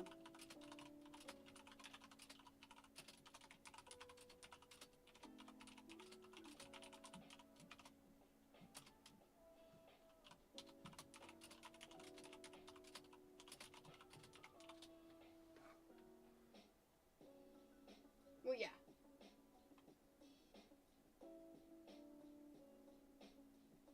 Yeah, if you ever have a chance to go to Gen Con, go to Gen Con. It is amazing. Yeah, see, and especially downtown, because it's so weird downtown. There's a lot of places that have increased their rent big time, so a lot of places have gone out of business. That's why for Gen Con, I love when they have the food trucks. But yeah, Gen Con, if you haven't been, Shiro, it is the industry trade show for tabletop gaming that also happens to be open to the public. 85,000 people. And it does not, it feels that way, but it doesn't. Because they're all a bunch of nerds that follow rules. I will never forget the second year that I vended at Gen Con. I was chatting with the head of the convention. They're not Teamsters because it's not unionized, but like the head of the actual convention center, in and out and loading and unload, like all of that other stuff. Oh yeah, tabletop gamers follow rules. And I struck up a conversation with him towards the beginning, and so when we were loading out, I said, hey, so just out of curiosity, how does this show compare to all the other shows that Indy hosts at the convention center every year? And he said, honestly, this is my absolute favorite show every single year. I adore it because you get all the rules followers. They listen. I don't have to be yelling at people to do all these things because they do it because they're tabletop gamers. It's awesome. And that stuck with me. I'm like, you know what? He was absolutely right. Now, you're going to get some bad apples. You always do. With 85,000 people, you're going to get some a-holes. You're going to get some people that do things that aren't supposed to. You're going to get some online personalities that want to get clickbait. You're going to get that stuff. But 98% of the convention is just amazing people. Like, when I have downtime, I just like to walk around and just find a game that needs an extra person and play games with people that I've never played with before. And I don't do that anywhere else. Just pick up a game and play with strangers. It's so much fun.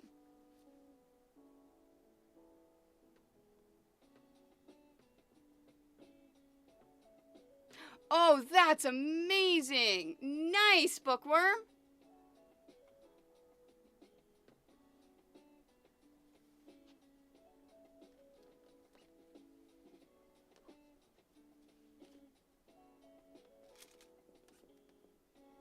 And that Indy loves Gen Con. Whenever restaurants downtown change their menus, people get into it. I've had many businesses tell me that they make more the weekend of Gen Con than they do all of December. Because Gen Con, they tend to be older, they love spending money, and they tip very well.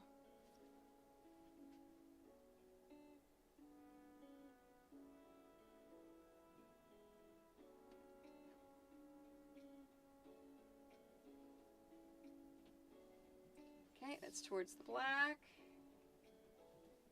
Towards the black.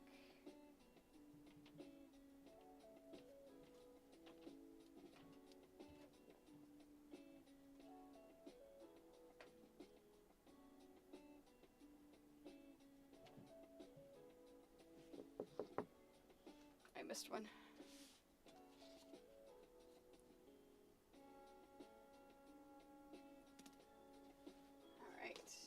Green and white.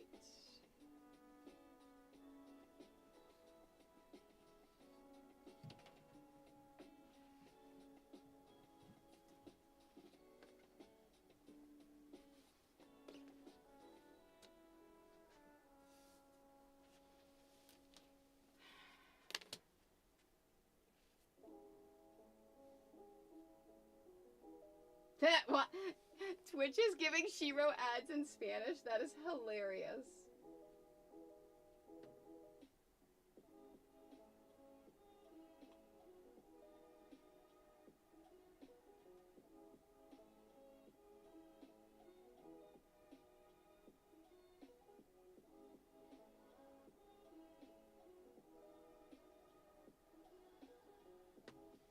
See, I went to Spaghetti Factory in San Diego, and it was fine. It was okay. I mean, it wasn't the best. It wasn't like a mom and pop, you know, handmade pasta restaurant. But it was okay. I went for lunch, so it didn't cost me a lot.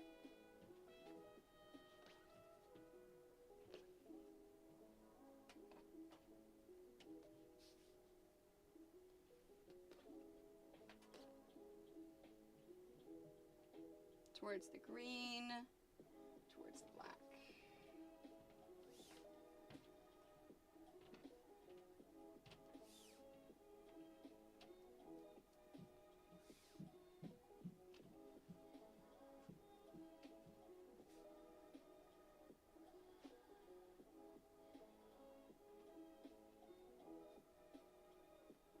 Towards the green, towards the blue. And there. Okay, to the left.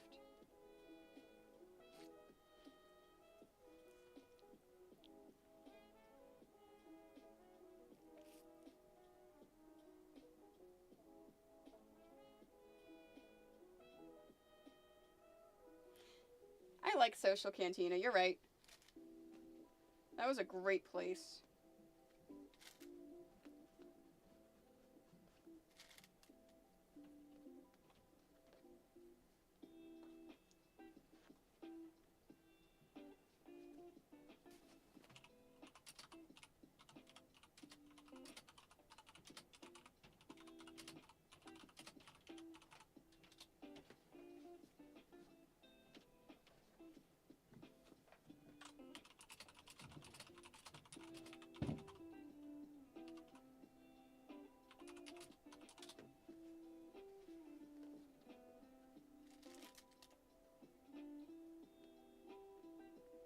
Oh, and at Universal, Stardust Racers is back open. So if Rosalind wanted to ride that one, she can.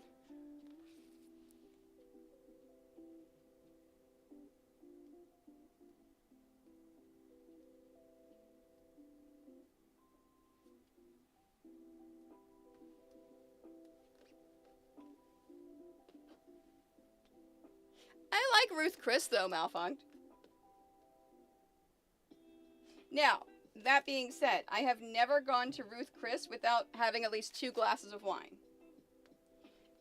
So now that I do not drink, I wonder now, places that I go to, if it's still just as good as I loved it whenever I had drinks there.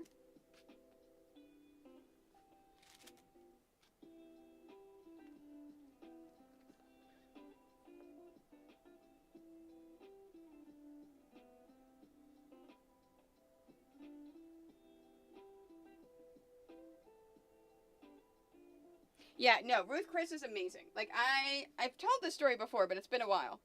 Whenever I was dating Mike, whenever we would go out, if he had steak, he would always order his steak well done, and I would always cringe. And so I asked him one time, I'm like, why do you like your steak well done? He goes, well, that's the only way I've ever had it. I'm like, what? Growing up, his parents would buy steak from the discount grocery store, so they would have to cook it well done to make sure that it, you know, had no bacteria in it, had no problems with it. It wasn't good cuts of meat, so he wasn't used to having good steak. So whenever we went to Toronto on a date one time, I told him, I was like, look, we are going to one of my favorite steakhouses in the entire world. It is very expensive. You are not getting a well done steak. Please do not order it well done. So whenever the server comes over and takes our order, he asks, my husband orders his steak, and the server says, and how would you like that cooked? And my husband, my boyfriend at the time, said, well, I normally get them well done. I kid you not, the server cringed. Oh, yeah, no, I never eat steaks at any of those places, Malfunct. The server cringed. And so he said, look, and then he says, but my girlfriend says I shouldn't get it well done. So the server, very good server, says, okay, why don't we start you with a medium? Have a bite. If you don't like it, we can always take it and send it back to the kitchen and cook it a little bit more for you. Have a bite. If you still don't like it, then we'll cook it well done for you. And he says, okay. He, right, Shiro? So, I like mine mooing. I like mine bloody. I like it rare. Like, I like a filet mignon rare. I like it red. So, the steak comes out, and at Ruth Chris, the servers always stand there when you get your steak, and they wait for you to take your first bite. And then they ask, how was your first bite? So they did this. And I looked at Mike, and he looks at me and looks at the server and says, this is the best steak I have ever had in my life. So he now has his steak medium.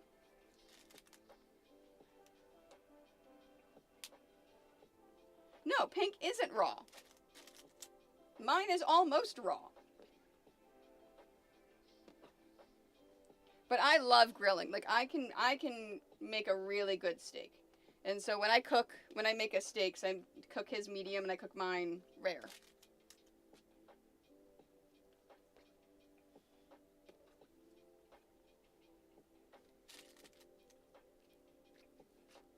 Yeah, the juices are not blood. That's the thing. Like, I joke I want it bloody, but it's not blood. Like, all the blood has been removed. It's juice.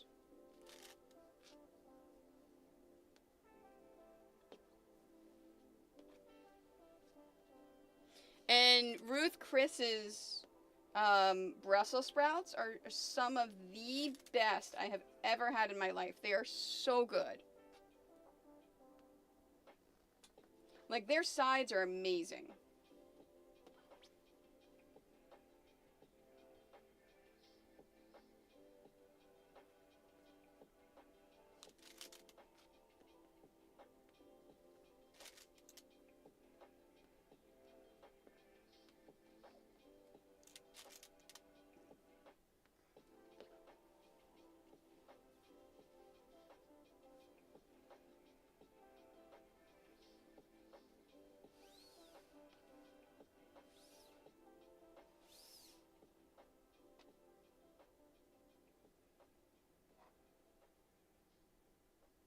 Whoop, I'm missing a white. 1, 2, 3, 4, 5, 6, 7, 8, 9, 10, 11, 12.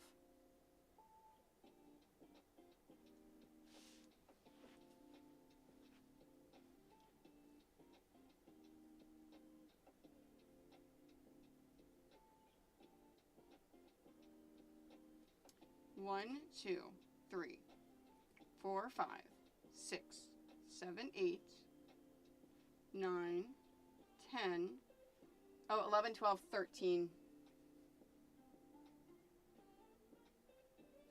Okay.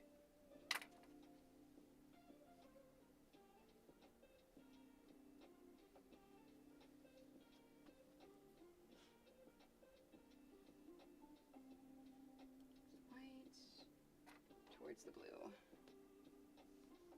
Okay. Towards the black. Towards the black. And that's the great thing about culinary food, is we can absolutely enjoy the same thing, but like it different ways. And that's okay. That is totally okay. Okay, to the left.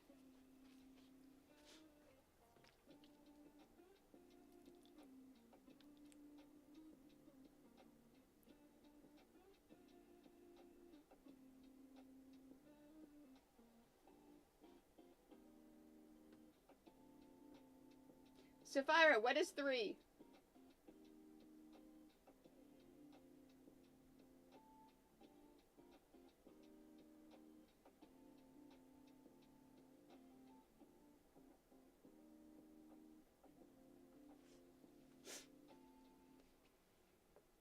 Yeah, the nice thing about Ruth Chris, too, is that it is, their sides are basically shareable sides. Like, whenever you order your steak, it's just the steak. Everything is a la carte, basically.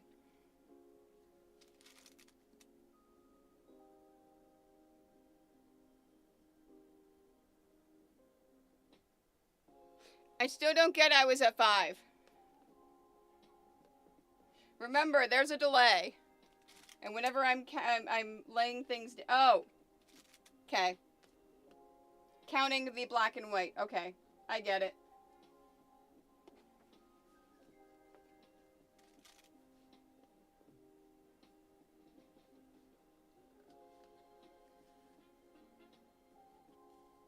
I completely forgot that I was counting them.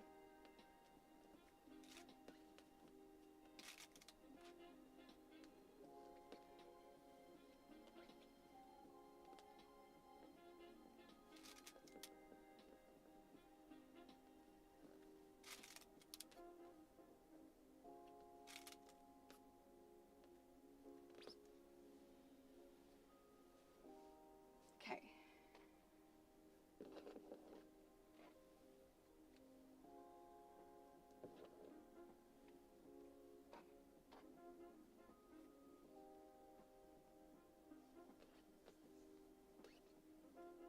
All right.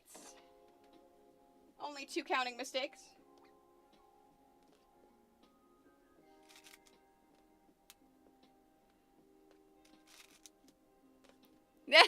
No, it was funny.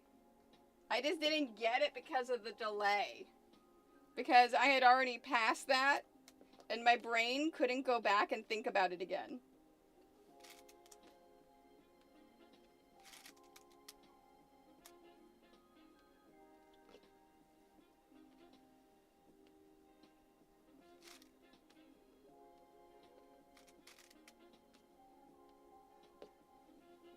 Okay. All right, let's sew this. Haha.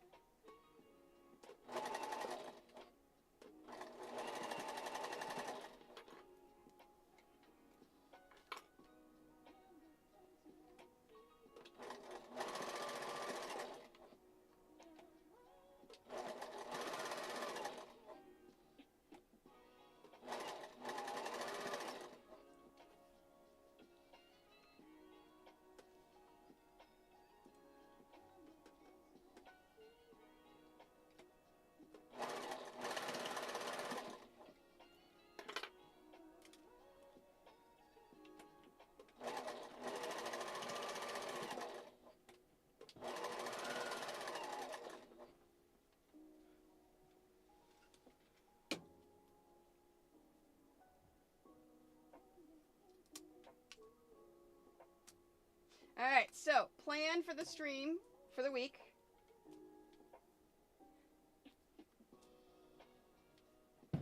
I'm going to go until about 8-ish, or I finish this block, whichever comes first. And then tomorrow, I'm going to stream during the day.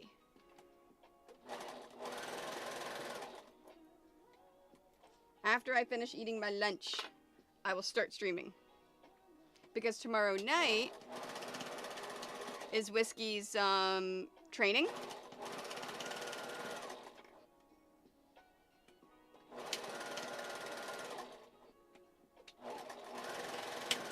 And if there's still time on the clock, then I know, right? If there's still time on the clock, then I will stream Wednesday nights and then Thursday night.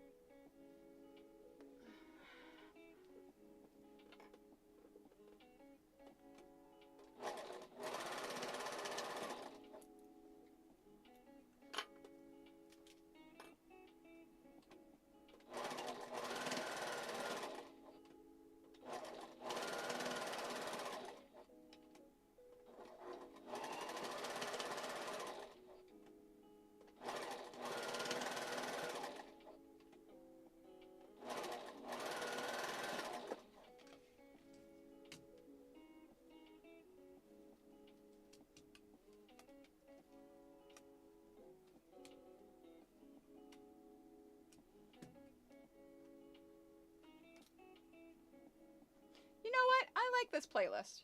The more I hear it, the more I'm like, yeah, that works.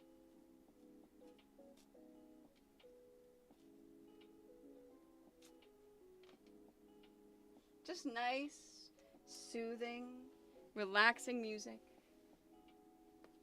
to go along with the nice, soothing machine. Because let's be honest, the sewing machine relaxes. The sound of it is a nice, relaxing sound.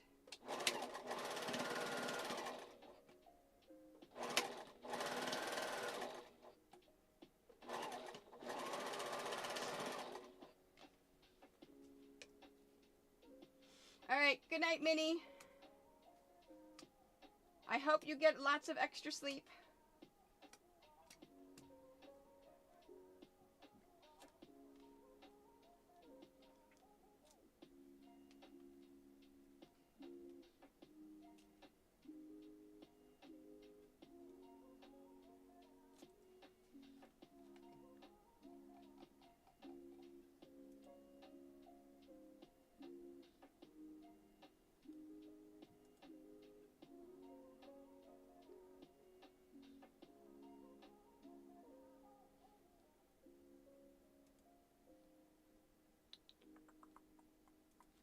Sorry, I just gotta look at something for origins quickly.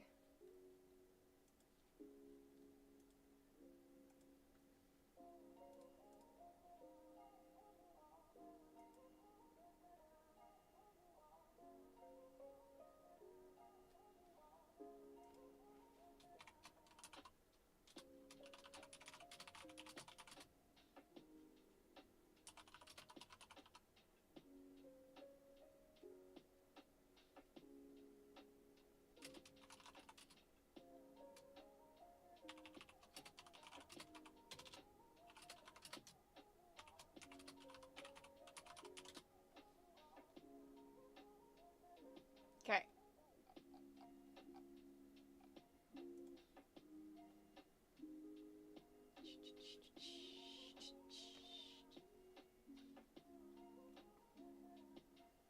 Aww, poor cat.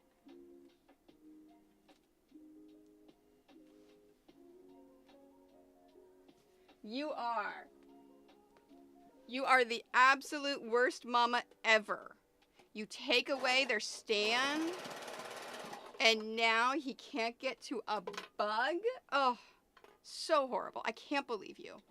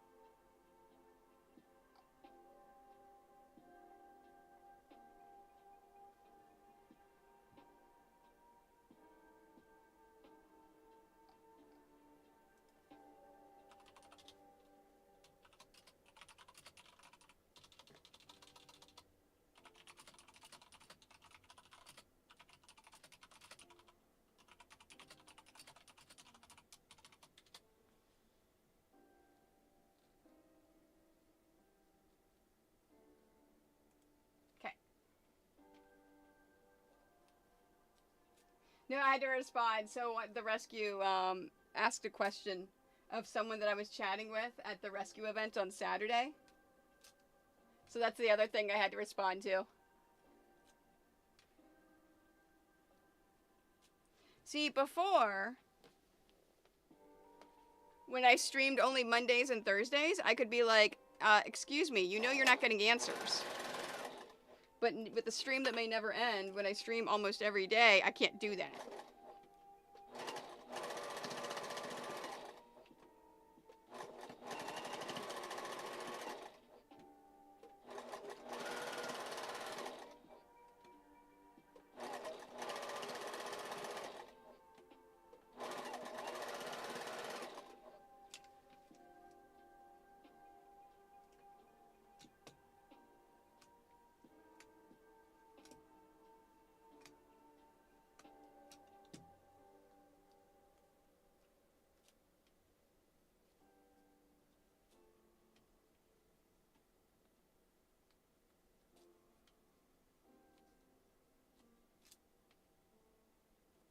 I'm getting hungry again.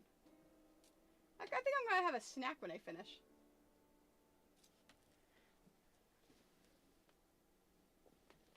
Ugh.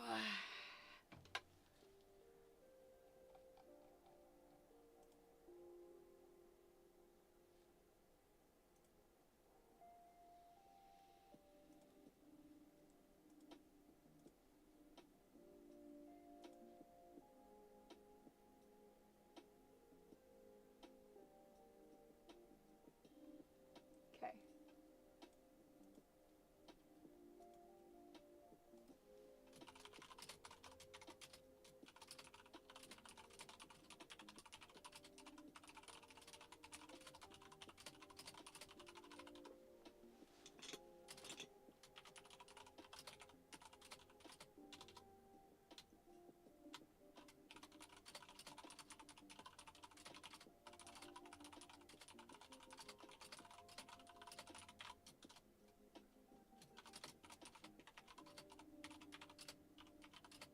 Origin stuff.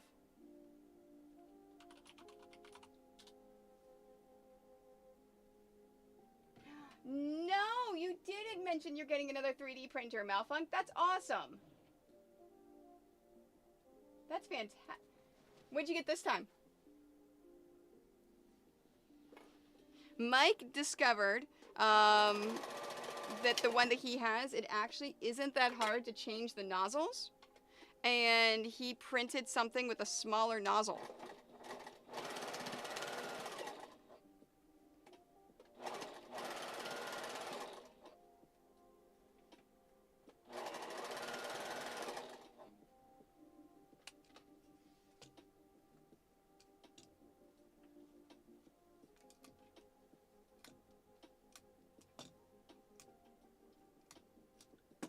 I mean, honestly, if it's your hobby and you love it, there's nothing wrong with that at all.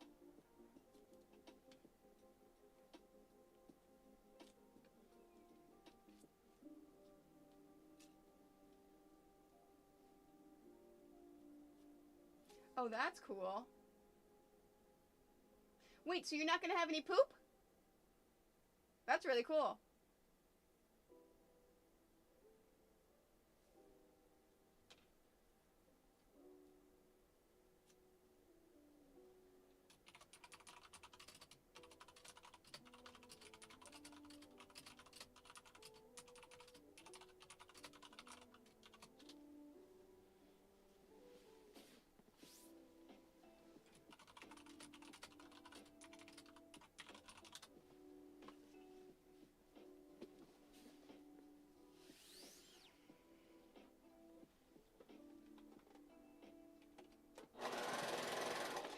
I'm getting my my teachers together to submit stuff for Origins. So that's what I'm typing out now.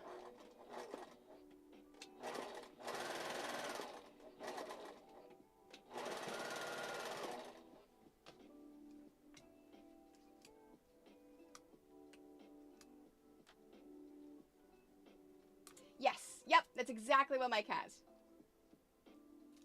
He loves it.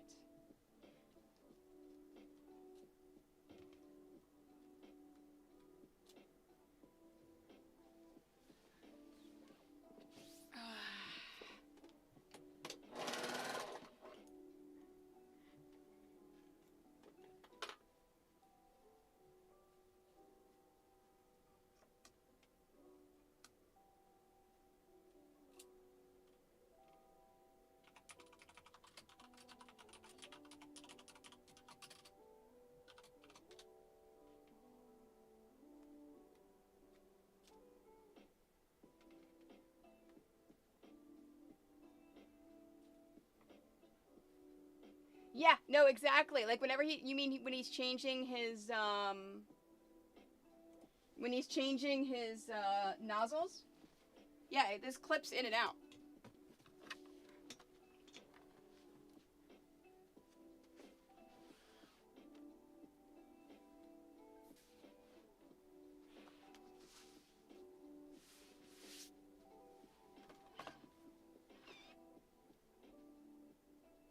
All right, 1, 2, 3, 4.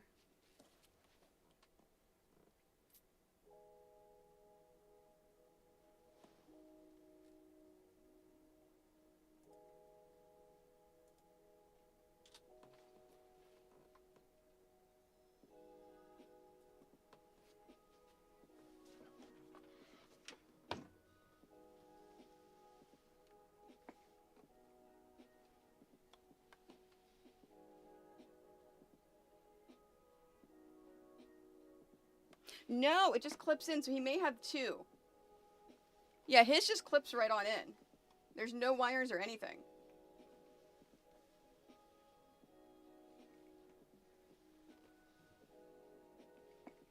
He said it was the easiest thing because he hadn't changed the nozzle yet, so he thought it was going to be tough. And then he watched a video, and it literally clicks in and out and it's done.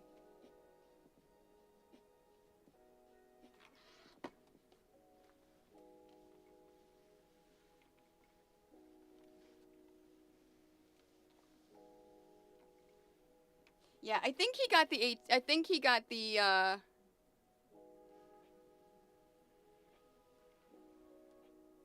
next one up.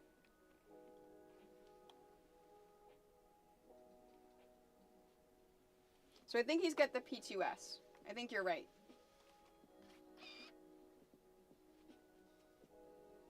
To the left.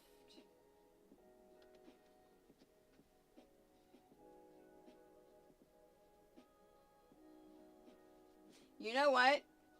Someone offers me a free 3D printer, I'd pick that up. I'd get that right away.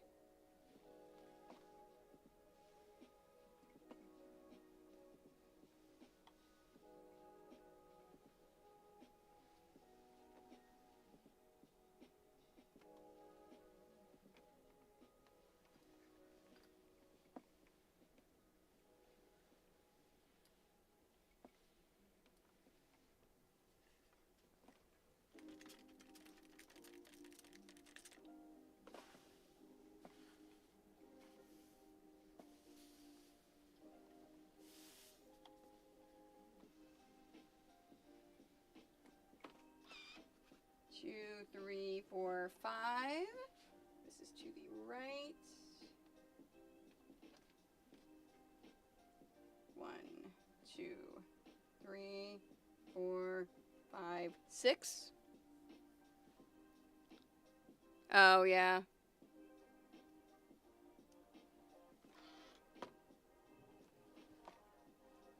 Right now, Mike is printing me dividers for my new pattern storage stuff that I got,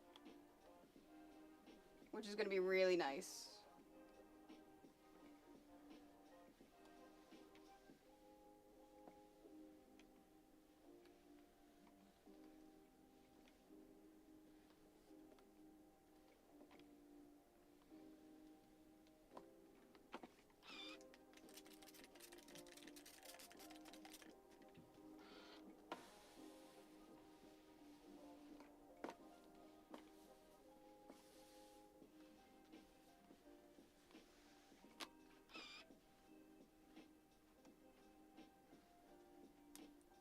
Left.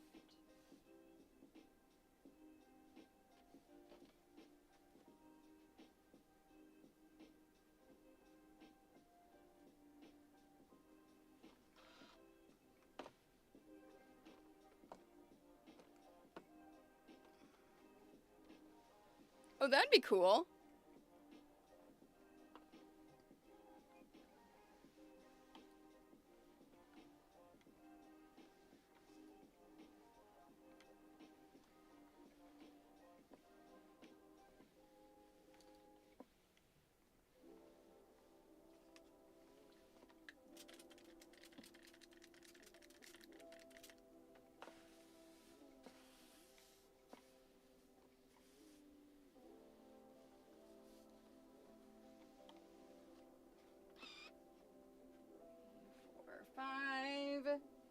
This is to the right.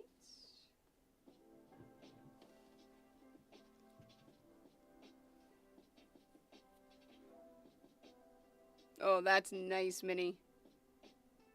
You know what Mike made for me when I was gone this latest trip? Is I would complain that the sponges and stuff and the brush at the sink, I would never be able to find them because they would get like tossed all over the place. So he built a really cool stand thing for the sink for all of the brushes and sponges to go in, and it's got a drain on it so they can drain into the sink. It's really cool. I really like it. And for the holidays this year, he made my parents all of their gifts. And they were really, really loved it.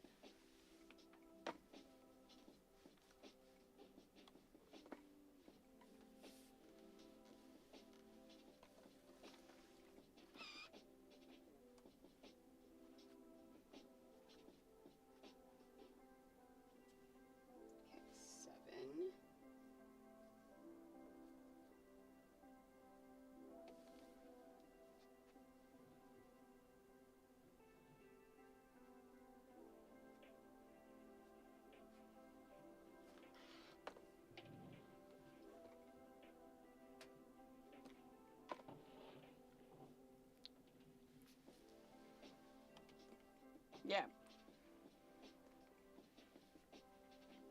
I can ask him for the link to the print if you want me to send it to you. I really like it. It works really well.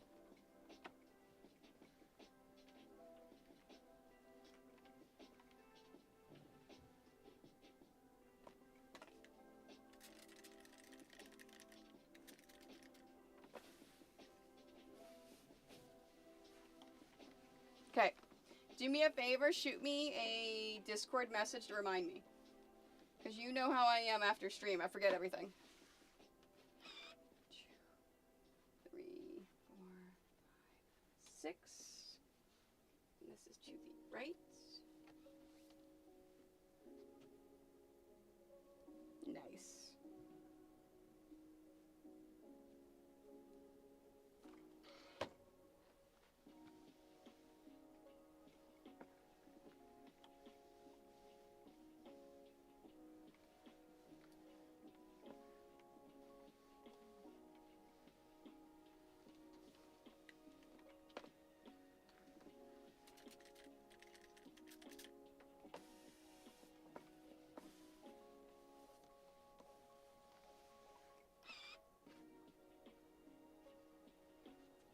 Okay, that's to the left.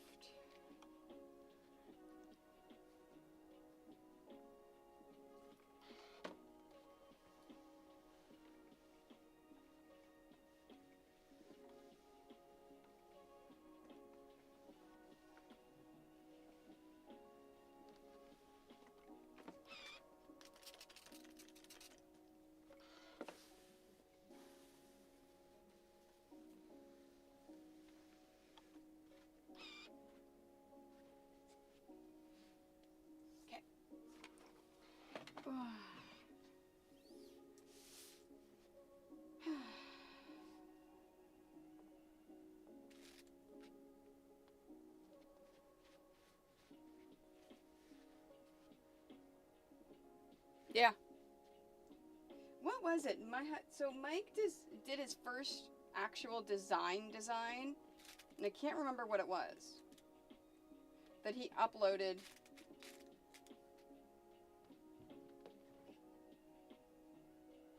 I'm trying to think of what he designed something from scratch for the first time, and it was really, really good.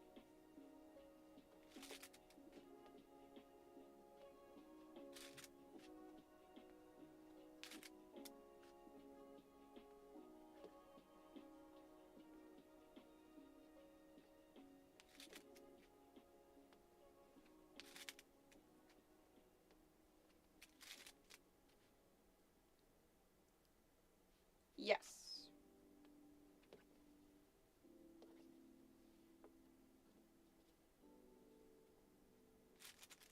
He also made me a little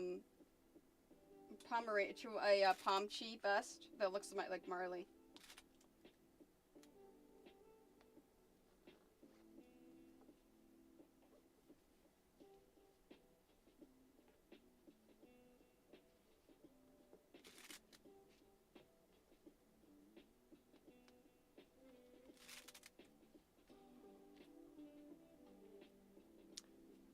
I mean, honestly, if that's something that you love creating and publishing, fantastic.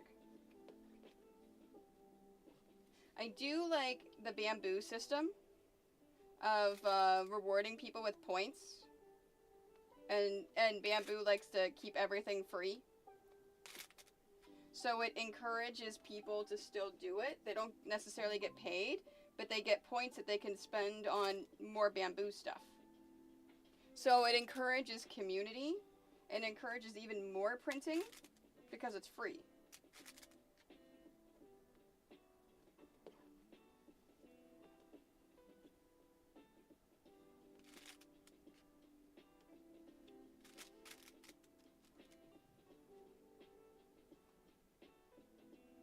Oh, really?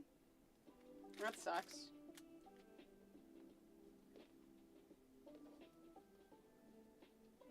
Yeah, you got to moderate that stuff.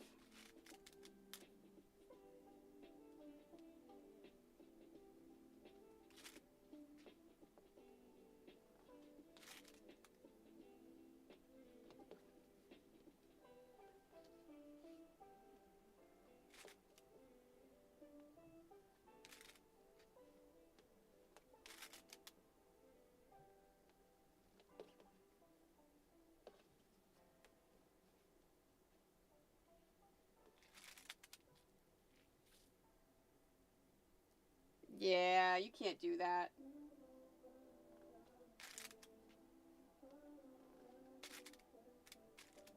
Hey, we're under 5 hours again. Woo!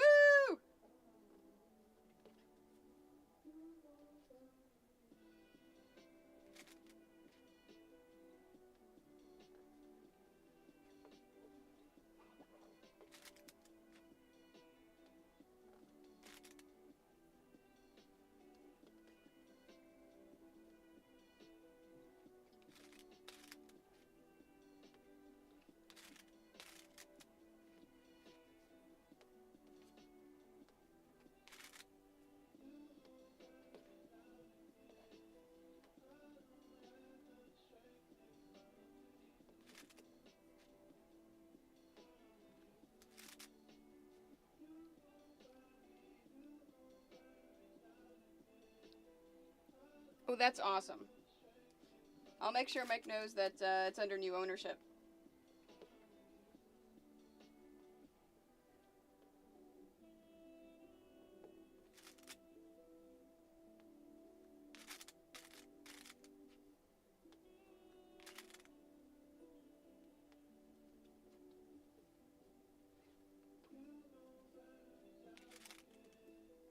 Because I know we've only been looking at Maker World for like a while.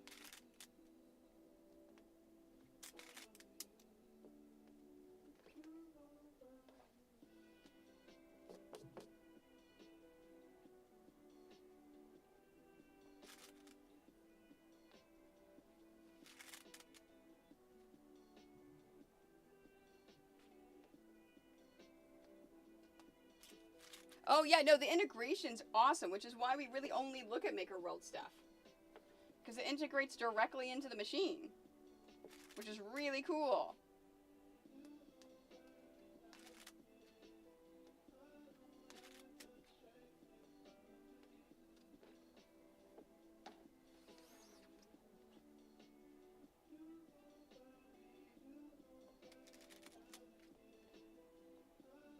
Although, being a Chinese company for bamboo, copyright stuff may not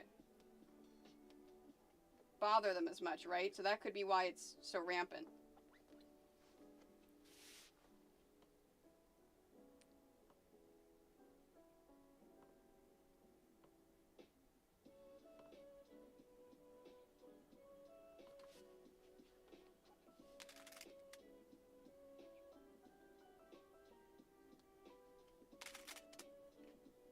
Yeah, Mike has learned to take a look at all of the patterns before he prints it, even the pre-sliced stuff. I like how all of the non-3D printer people are like, what are they talking about? It's cool. Trust us. It's cool.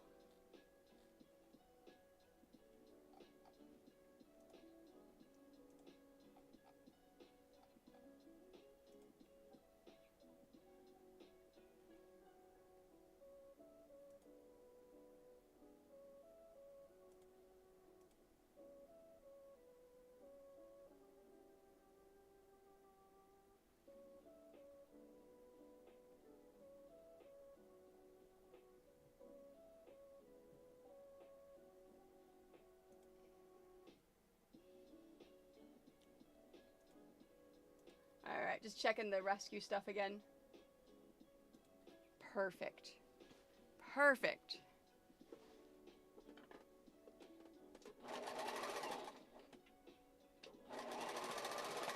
I think it was one of the patterns on the Thingiverse one that he had an issue with that taught him to check all settings.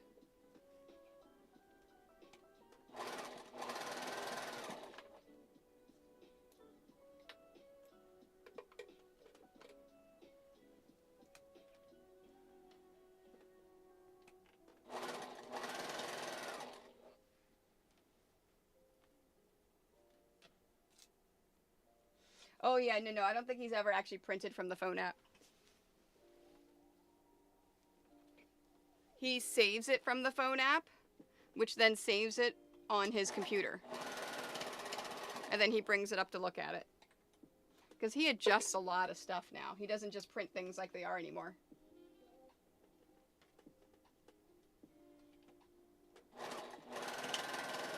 And this is all stuff that you, like, with any hobby. This is all, oh wait, I forgot to change the printer. I forgot to change the camera. This is all stuff with any hobby, like things that you learn. Like with sewing, whenever you get nesting, what do you do? Until it happens, you're like, whoa, what's going on?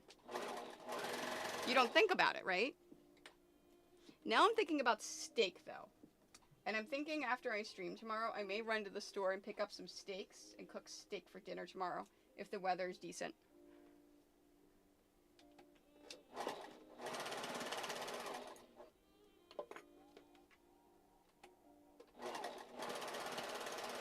Computer, what's the weather tomorrow? Tomorrow, there will be thunderstorms with a high of 62 degrees Fahrenheit and a low of 36 degrees. By the way, you have a new notification. Do you want to hear it? No.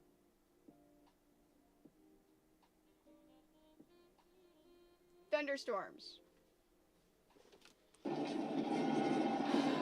What's that? Summer! Hey, thanks for the follow. Silent Detector, thank you so much for that follow. Hi, Summer. How are you, my friend? So if you don't follow Summerskin, please give her a follow. We had a chance to connect and hang out at TwitchCon last year. She is an amazing, fantastic person, and I believe just finished her last stream for Starlight for the month of March. Thanks for the follow. Hey, Melanie P, thank you for the follow. I appreciate you. What? I do follow you. Hold on, I'm clicking on you.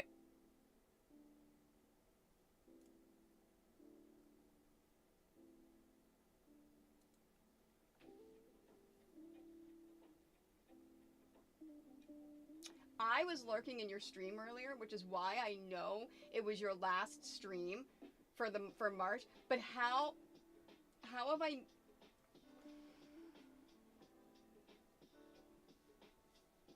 Summer coming in and calling me out like that.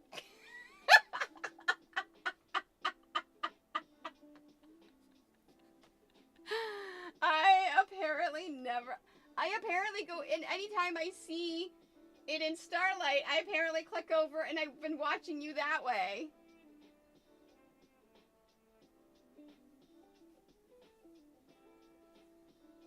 Why? Oh my gosh. I was looking! I can't. Yeah. It's not like I haven't.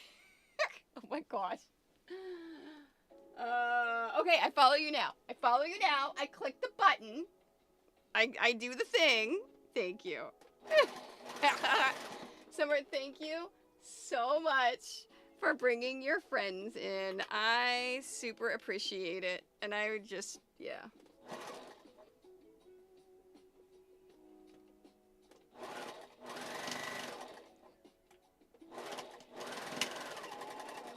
Hold on. Think. Yes.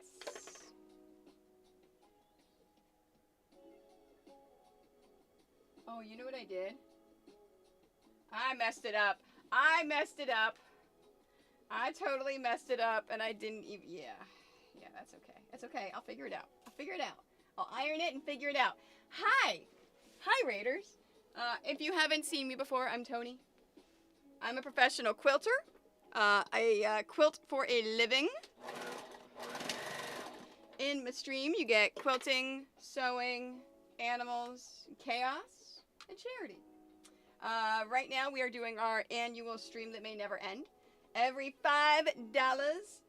Oh yeah, and I forgot to mention, Summer's also a Just Dance streamer. And she's really talented and awesome, and I love her, so you need to go follow her, please. Thanks! I appreciate that. These are all the ones we've done so far. We also finished Daisy. So how it works is every $5 that you donate to Starlight adds 2 minutes to that clock right there. And as long as that clock is going, I stream and make mini quilts and quilt blocks. Ooh. So if you are a sewer, you can donate $35 to get the pattern of every single quilt block and mini quilt that I make during the stream that may never end. So people that can sew want me to go for a really long time so they get more patterns for the same dollars, for the same amount. Oh, they're upstairs. I don't bring them down unless people donate to Starlight in order to give them a treat. Nice, Malfunct. Nice. That is great news.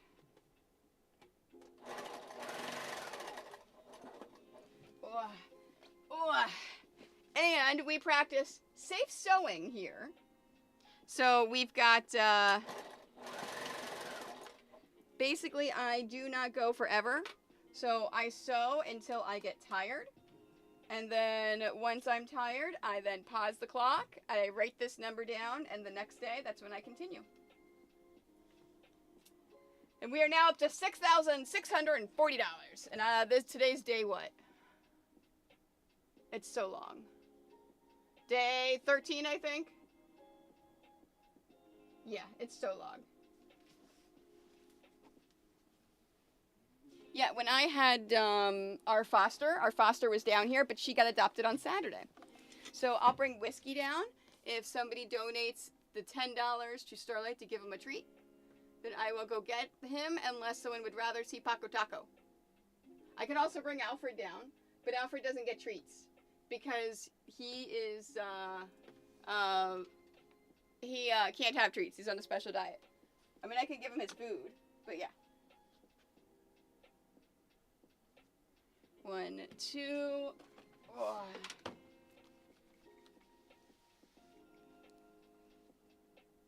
Yes, they like to see me suffer and stream constantly because this is the only time of year that I do. I normally only stream Monday nights. Normally this is my normal time to stream.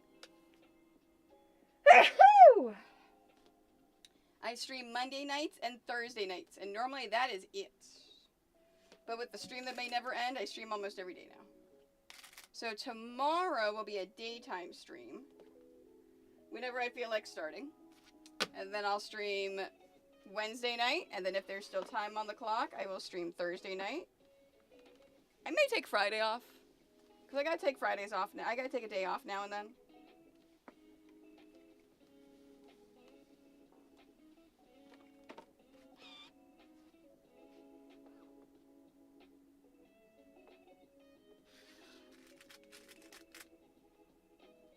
I pushed the button. Oh, someone did a thing. I push it again and again and again and again. Don't overdo it, Plucky. Once is enough. All right, who did a thing? Summer! All right, do you want to see, you know what, you want to see whiskey. Let me go get whiskey. I'll be right back. Ugh.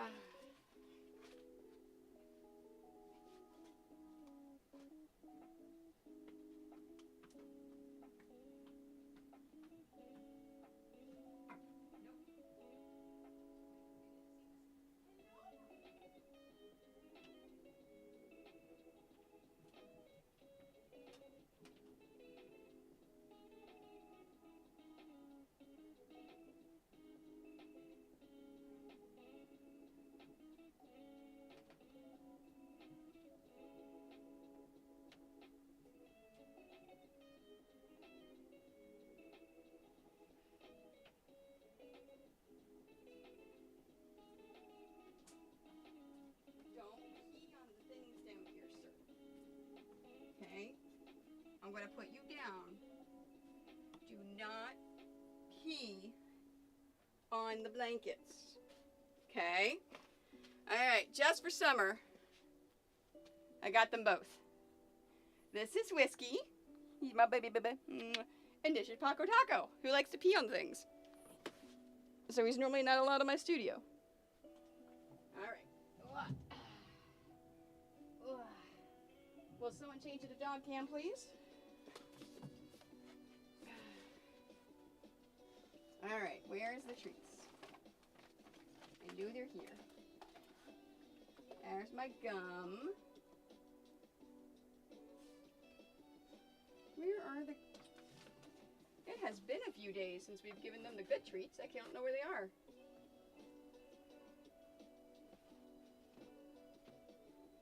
I'm getting there, guys. Oh, I put them back here.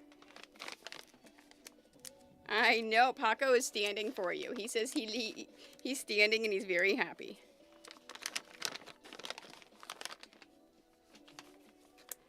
I know, you're very excited, sir. There's Paco Taco and Whiskey.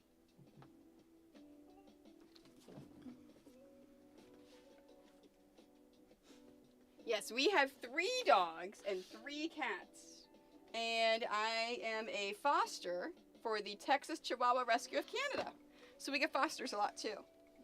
So the next transport isn't for another week and a half. So we won't get another foster till then.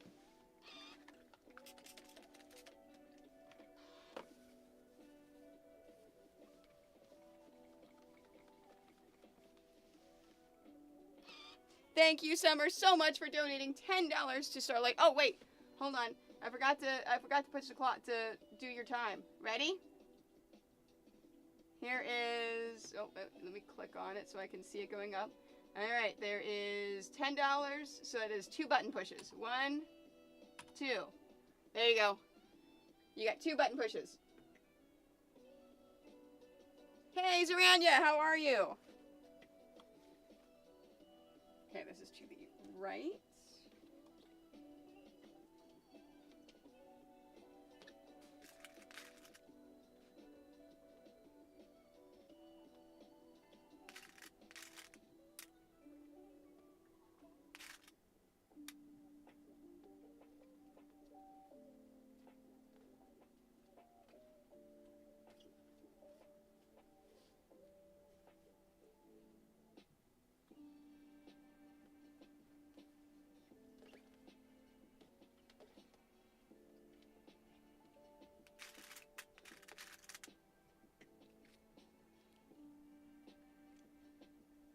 Thank you so much, Summer, and thank you again for bringing your friends by. I really, really, really appreciate it. Thank you very, very much. And again, everyone, if you haven't yet followed Summer, please go give her a follow. She is an amazing, awesome, fantastic human being who I love and adore. And I apparently did not sew through this one.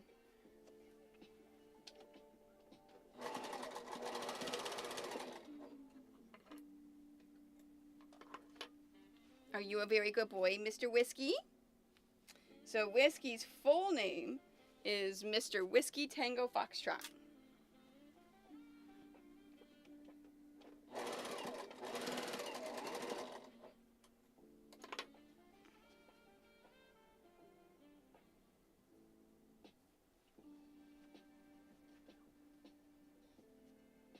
And we'll just keep it on dog cam until one of my mods gets tired of it and wants to change the camera back.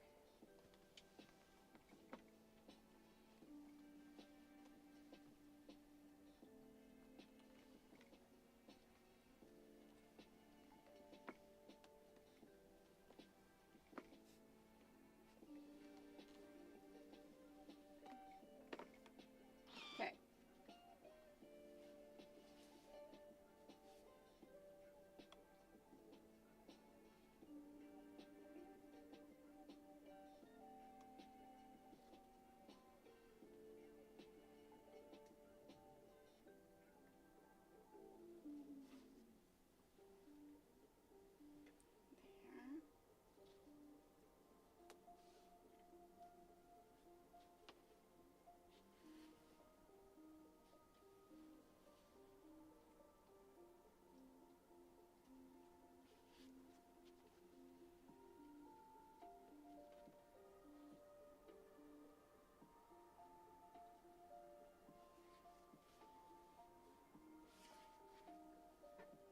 Oh yeah, I royally messed this up.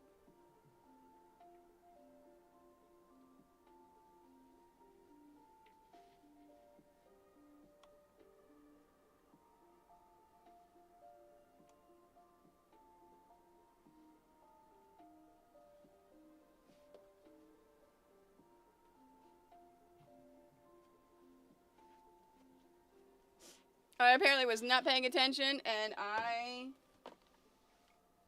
put 3 of them together. 3 rows all together. And any which way. It's a good thing I realized it.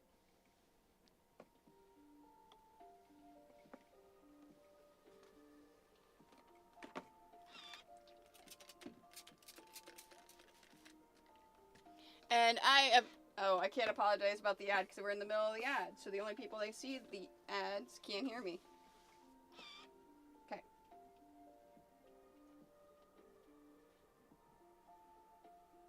All right, that one's good.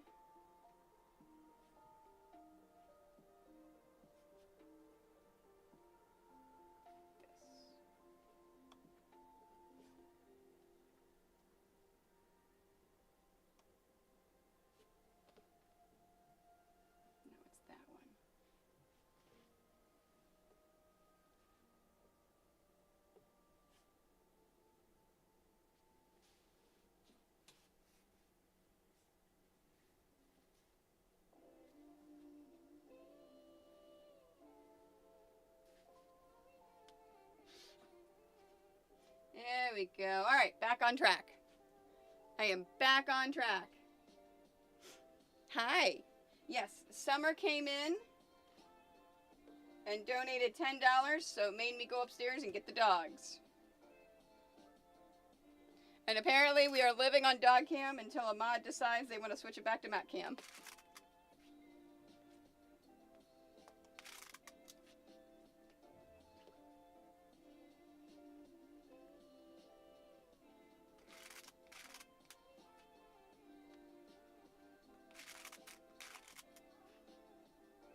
I know, I love you, sir. Why don't you go lay down?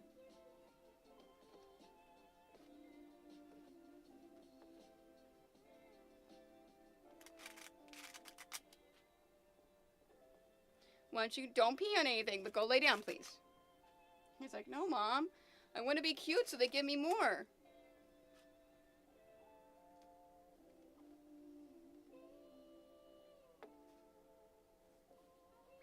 I don't think anyone doesn't like dog cam.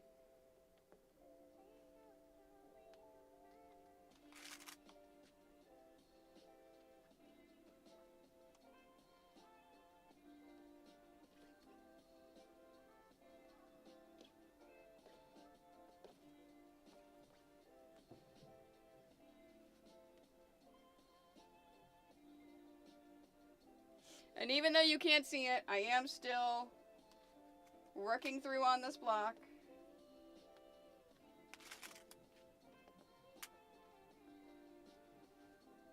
And this is why I had to add the timer to that screen.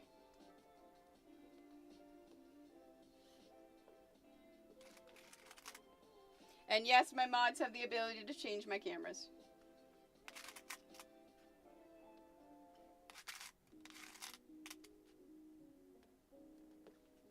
Only in Twitch, though. My YouTube mods do not.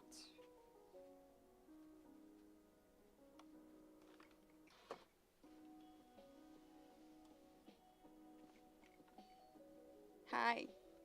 Is that a waggy tail? Oh, I'm sorry.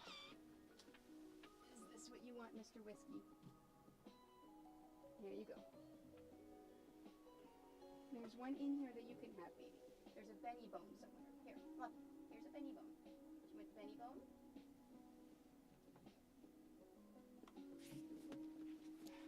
I was trying to figure out why Whiskey was trying to reach through the gate. And then I was like, oh, wait, I apparently trapped the bone on this side when I put the gate up today.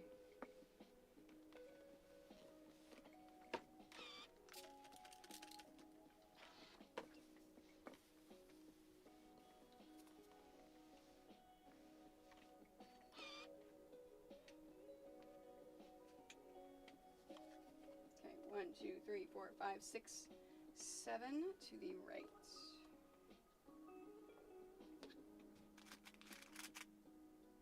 Yes, you did, Zarania, because it is an Oliso iron.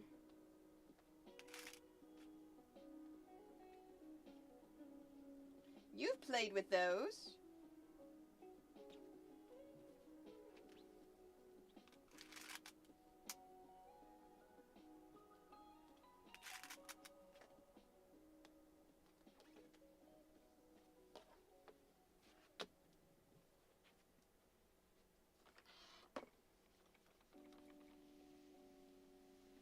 Right?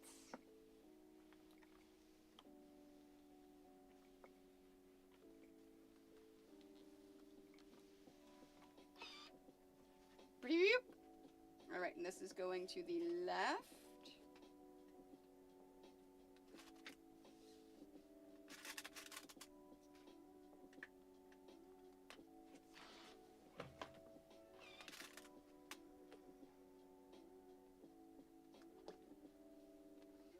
Okay.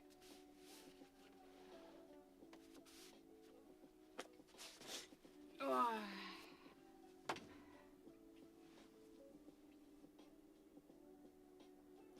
None of your sewing projects have reached the point that you need to iron? That is hilarious. That is absolutely hilarious.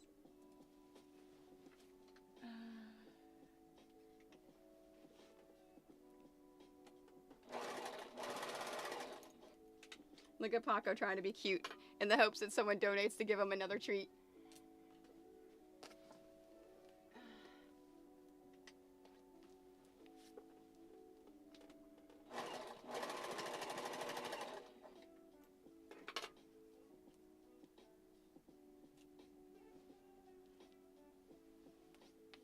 Well, I mean, you can if it's an Oliso.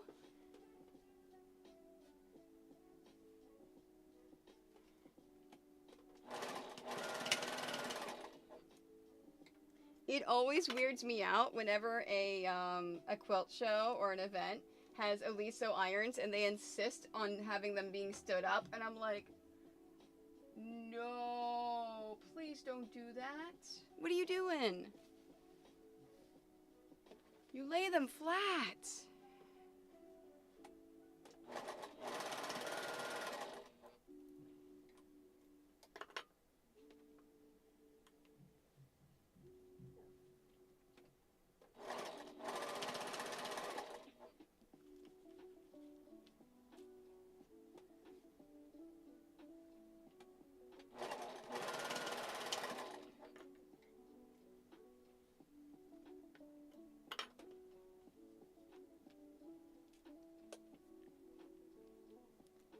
Yeah, I don't know.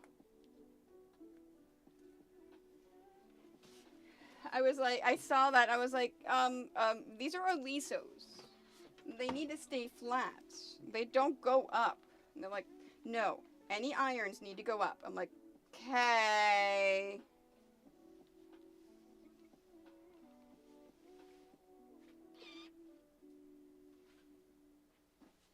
Okay, 1, 2, 3, 4. This is to the left.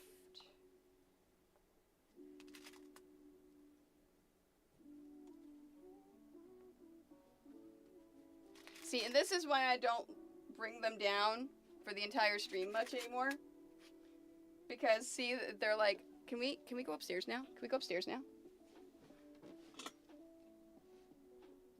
Oh, yeah. Yeah, I could see that. Bookworm.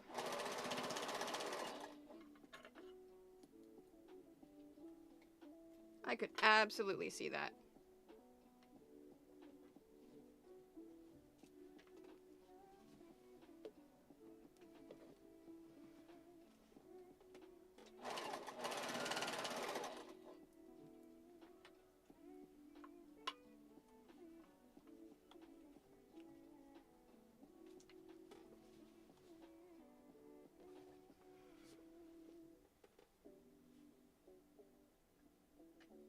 All right, making sure he's not peeing.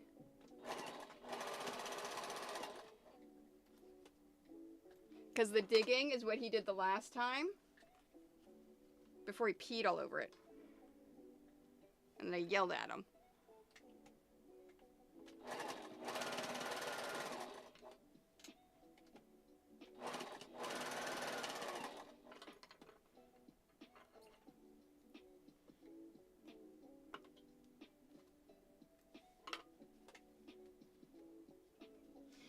Yes and no.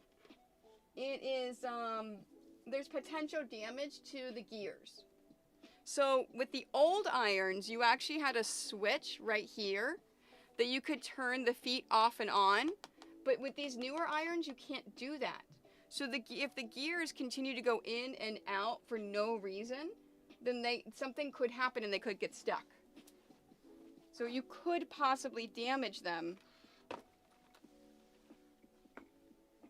Now, if the iron's off, no, absolutely, keep it up.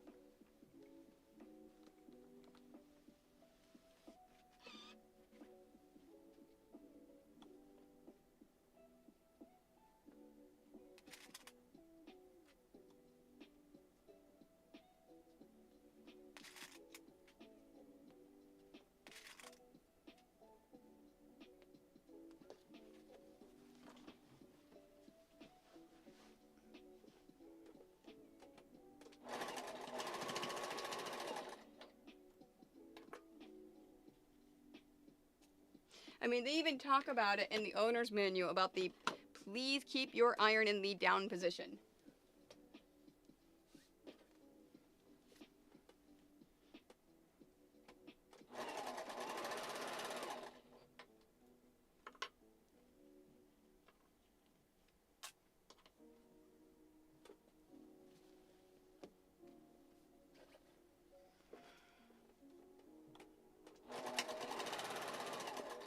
All right, looking at the time, I am not going to have time to completely finish this block. However, I do want to iron the rows to make sure that I didn't mess anything up. And then tomorrow, first thing we'll do is finish, when I start streaming, is we will finish this up. And then start the next one, which is, oh, the 50 coin. The 50 coin is next. Oh yeah, I'll probably get that one done tomorrow.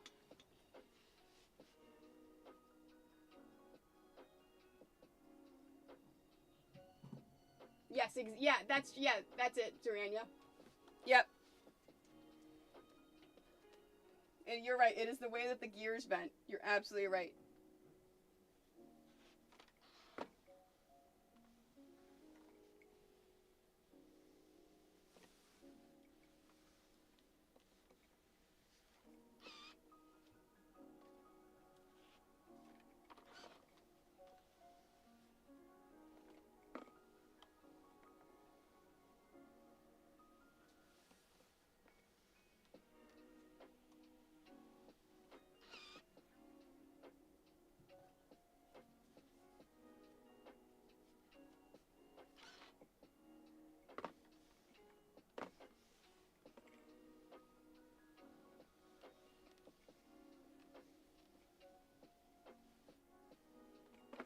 Yes, however, with the new model, they found that with the old model, by having that switch there, it actually caused the gears to break sometimes by having the option of turning it off and on. So if anyone did it on a regular basis, it would break the gear.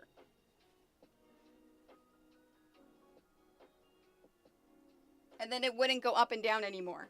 It would get stuck in one position. So that's why they took it away with the new model.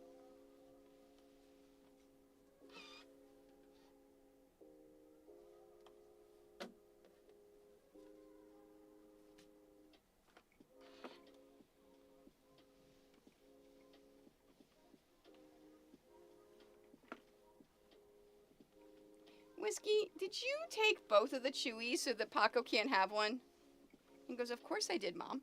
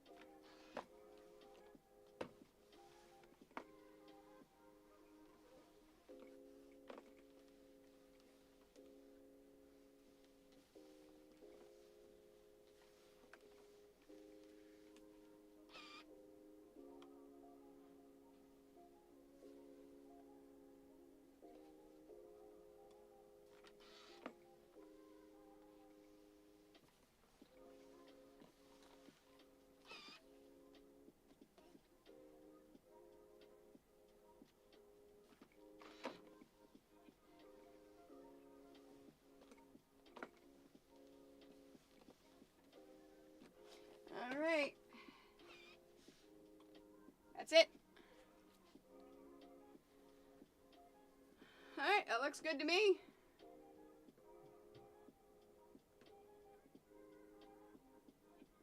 Right, Malfunct?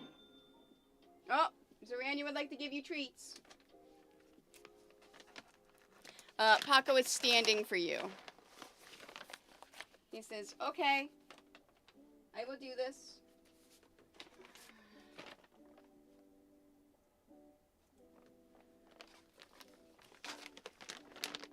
Thank you for using your channel points to give my dogs treats. Paco and Whiskey. They say they're tasty and thank you very much.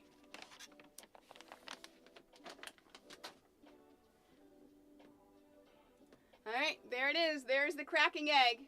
So tomorrow I will sew it all together. I'll sew the rows together. We'll finish that off, and then we'll get started on the 50 coin, and we may get that finished as well. We'll see. All right, let me pause the timer.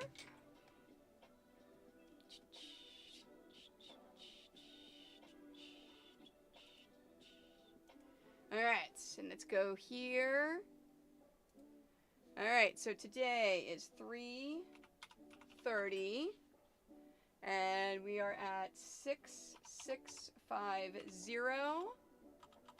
We had 0 rolls of the dice today. And we were ending at 4 hours, 15 minutes. And we're ending up higher than we started. And 27 minutes. Or 27 seconds. 4 hours, 15 minutes, 27 seconds. Perfect. Fantastic. All right, we've got that. Now, is there anybody that I want to rate? Let me look at Starlight first.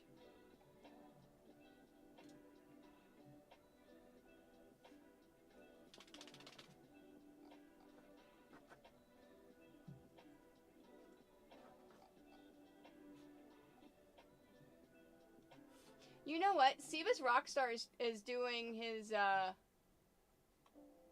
next to last campaign day, and he's making a Mario Kart Lego set. Let's go do Siva's. That sounds fun. Raid. Siva's Rockstar. Perfect. All right. Thank you so much for joining me. I appreciate every single one of you. Don't forget, let's try to make this world a better place. Let's spread some positivity and joy. Sometime tonight or tomorrow as you're going through your day, try to find an opportunity to brighten someone's day. Compliment their hair, compliment their shirt, hold the door open for somebody, randomly tell someone something nice online. Try to spread joy and positivity because we need to try to make this world better. I appreciate right, bookworm. I appreciate every one of you. I'll be back tomorrow afternoon for day 14. Goodbye. I always look to my left and I forget that my stuff is all moved for my OBS.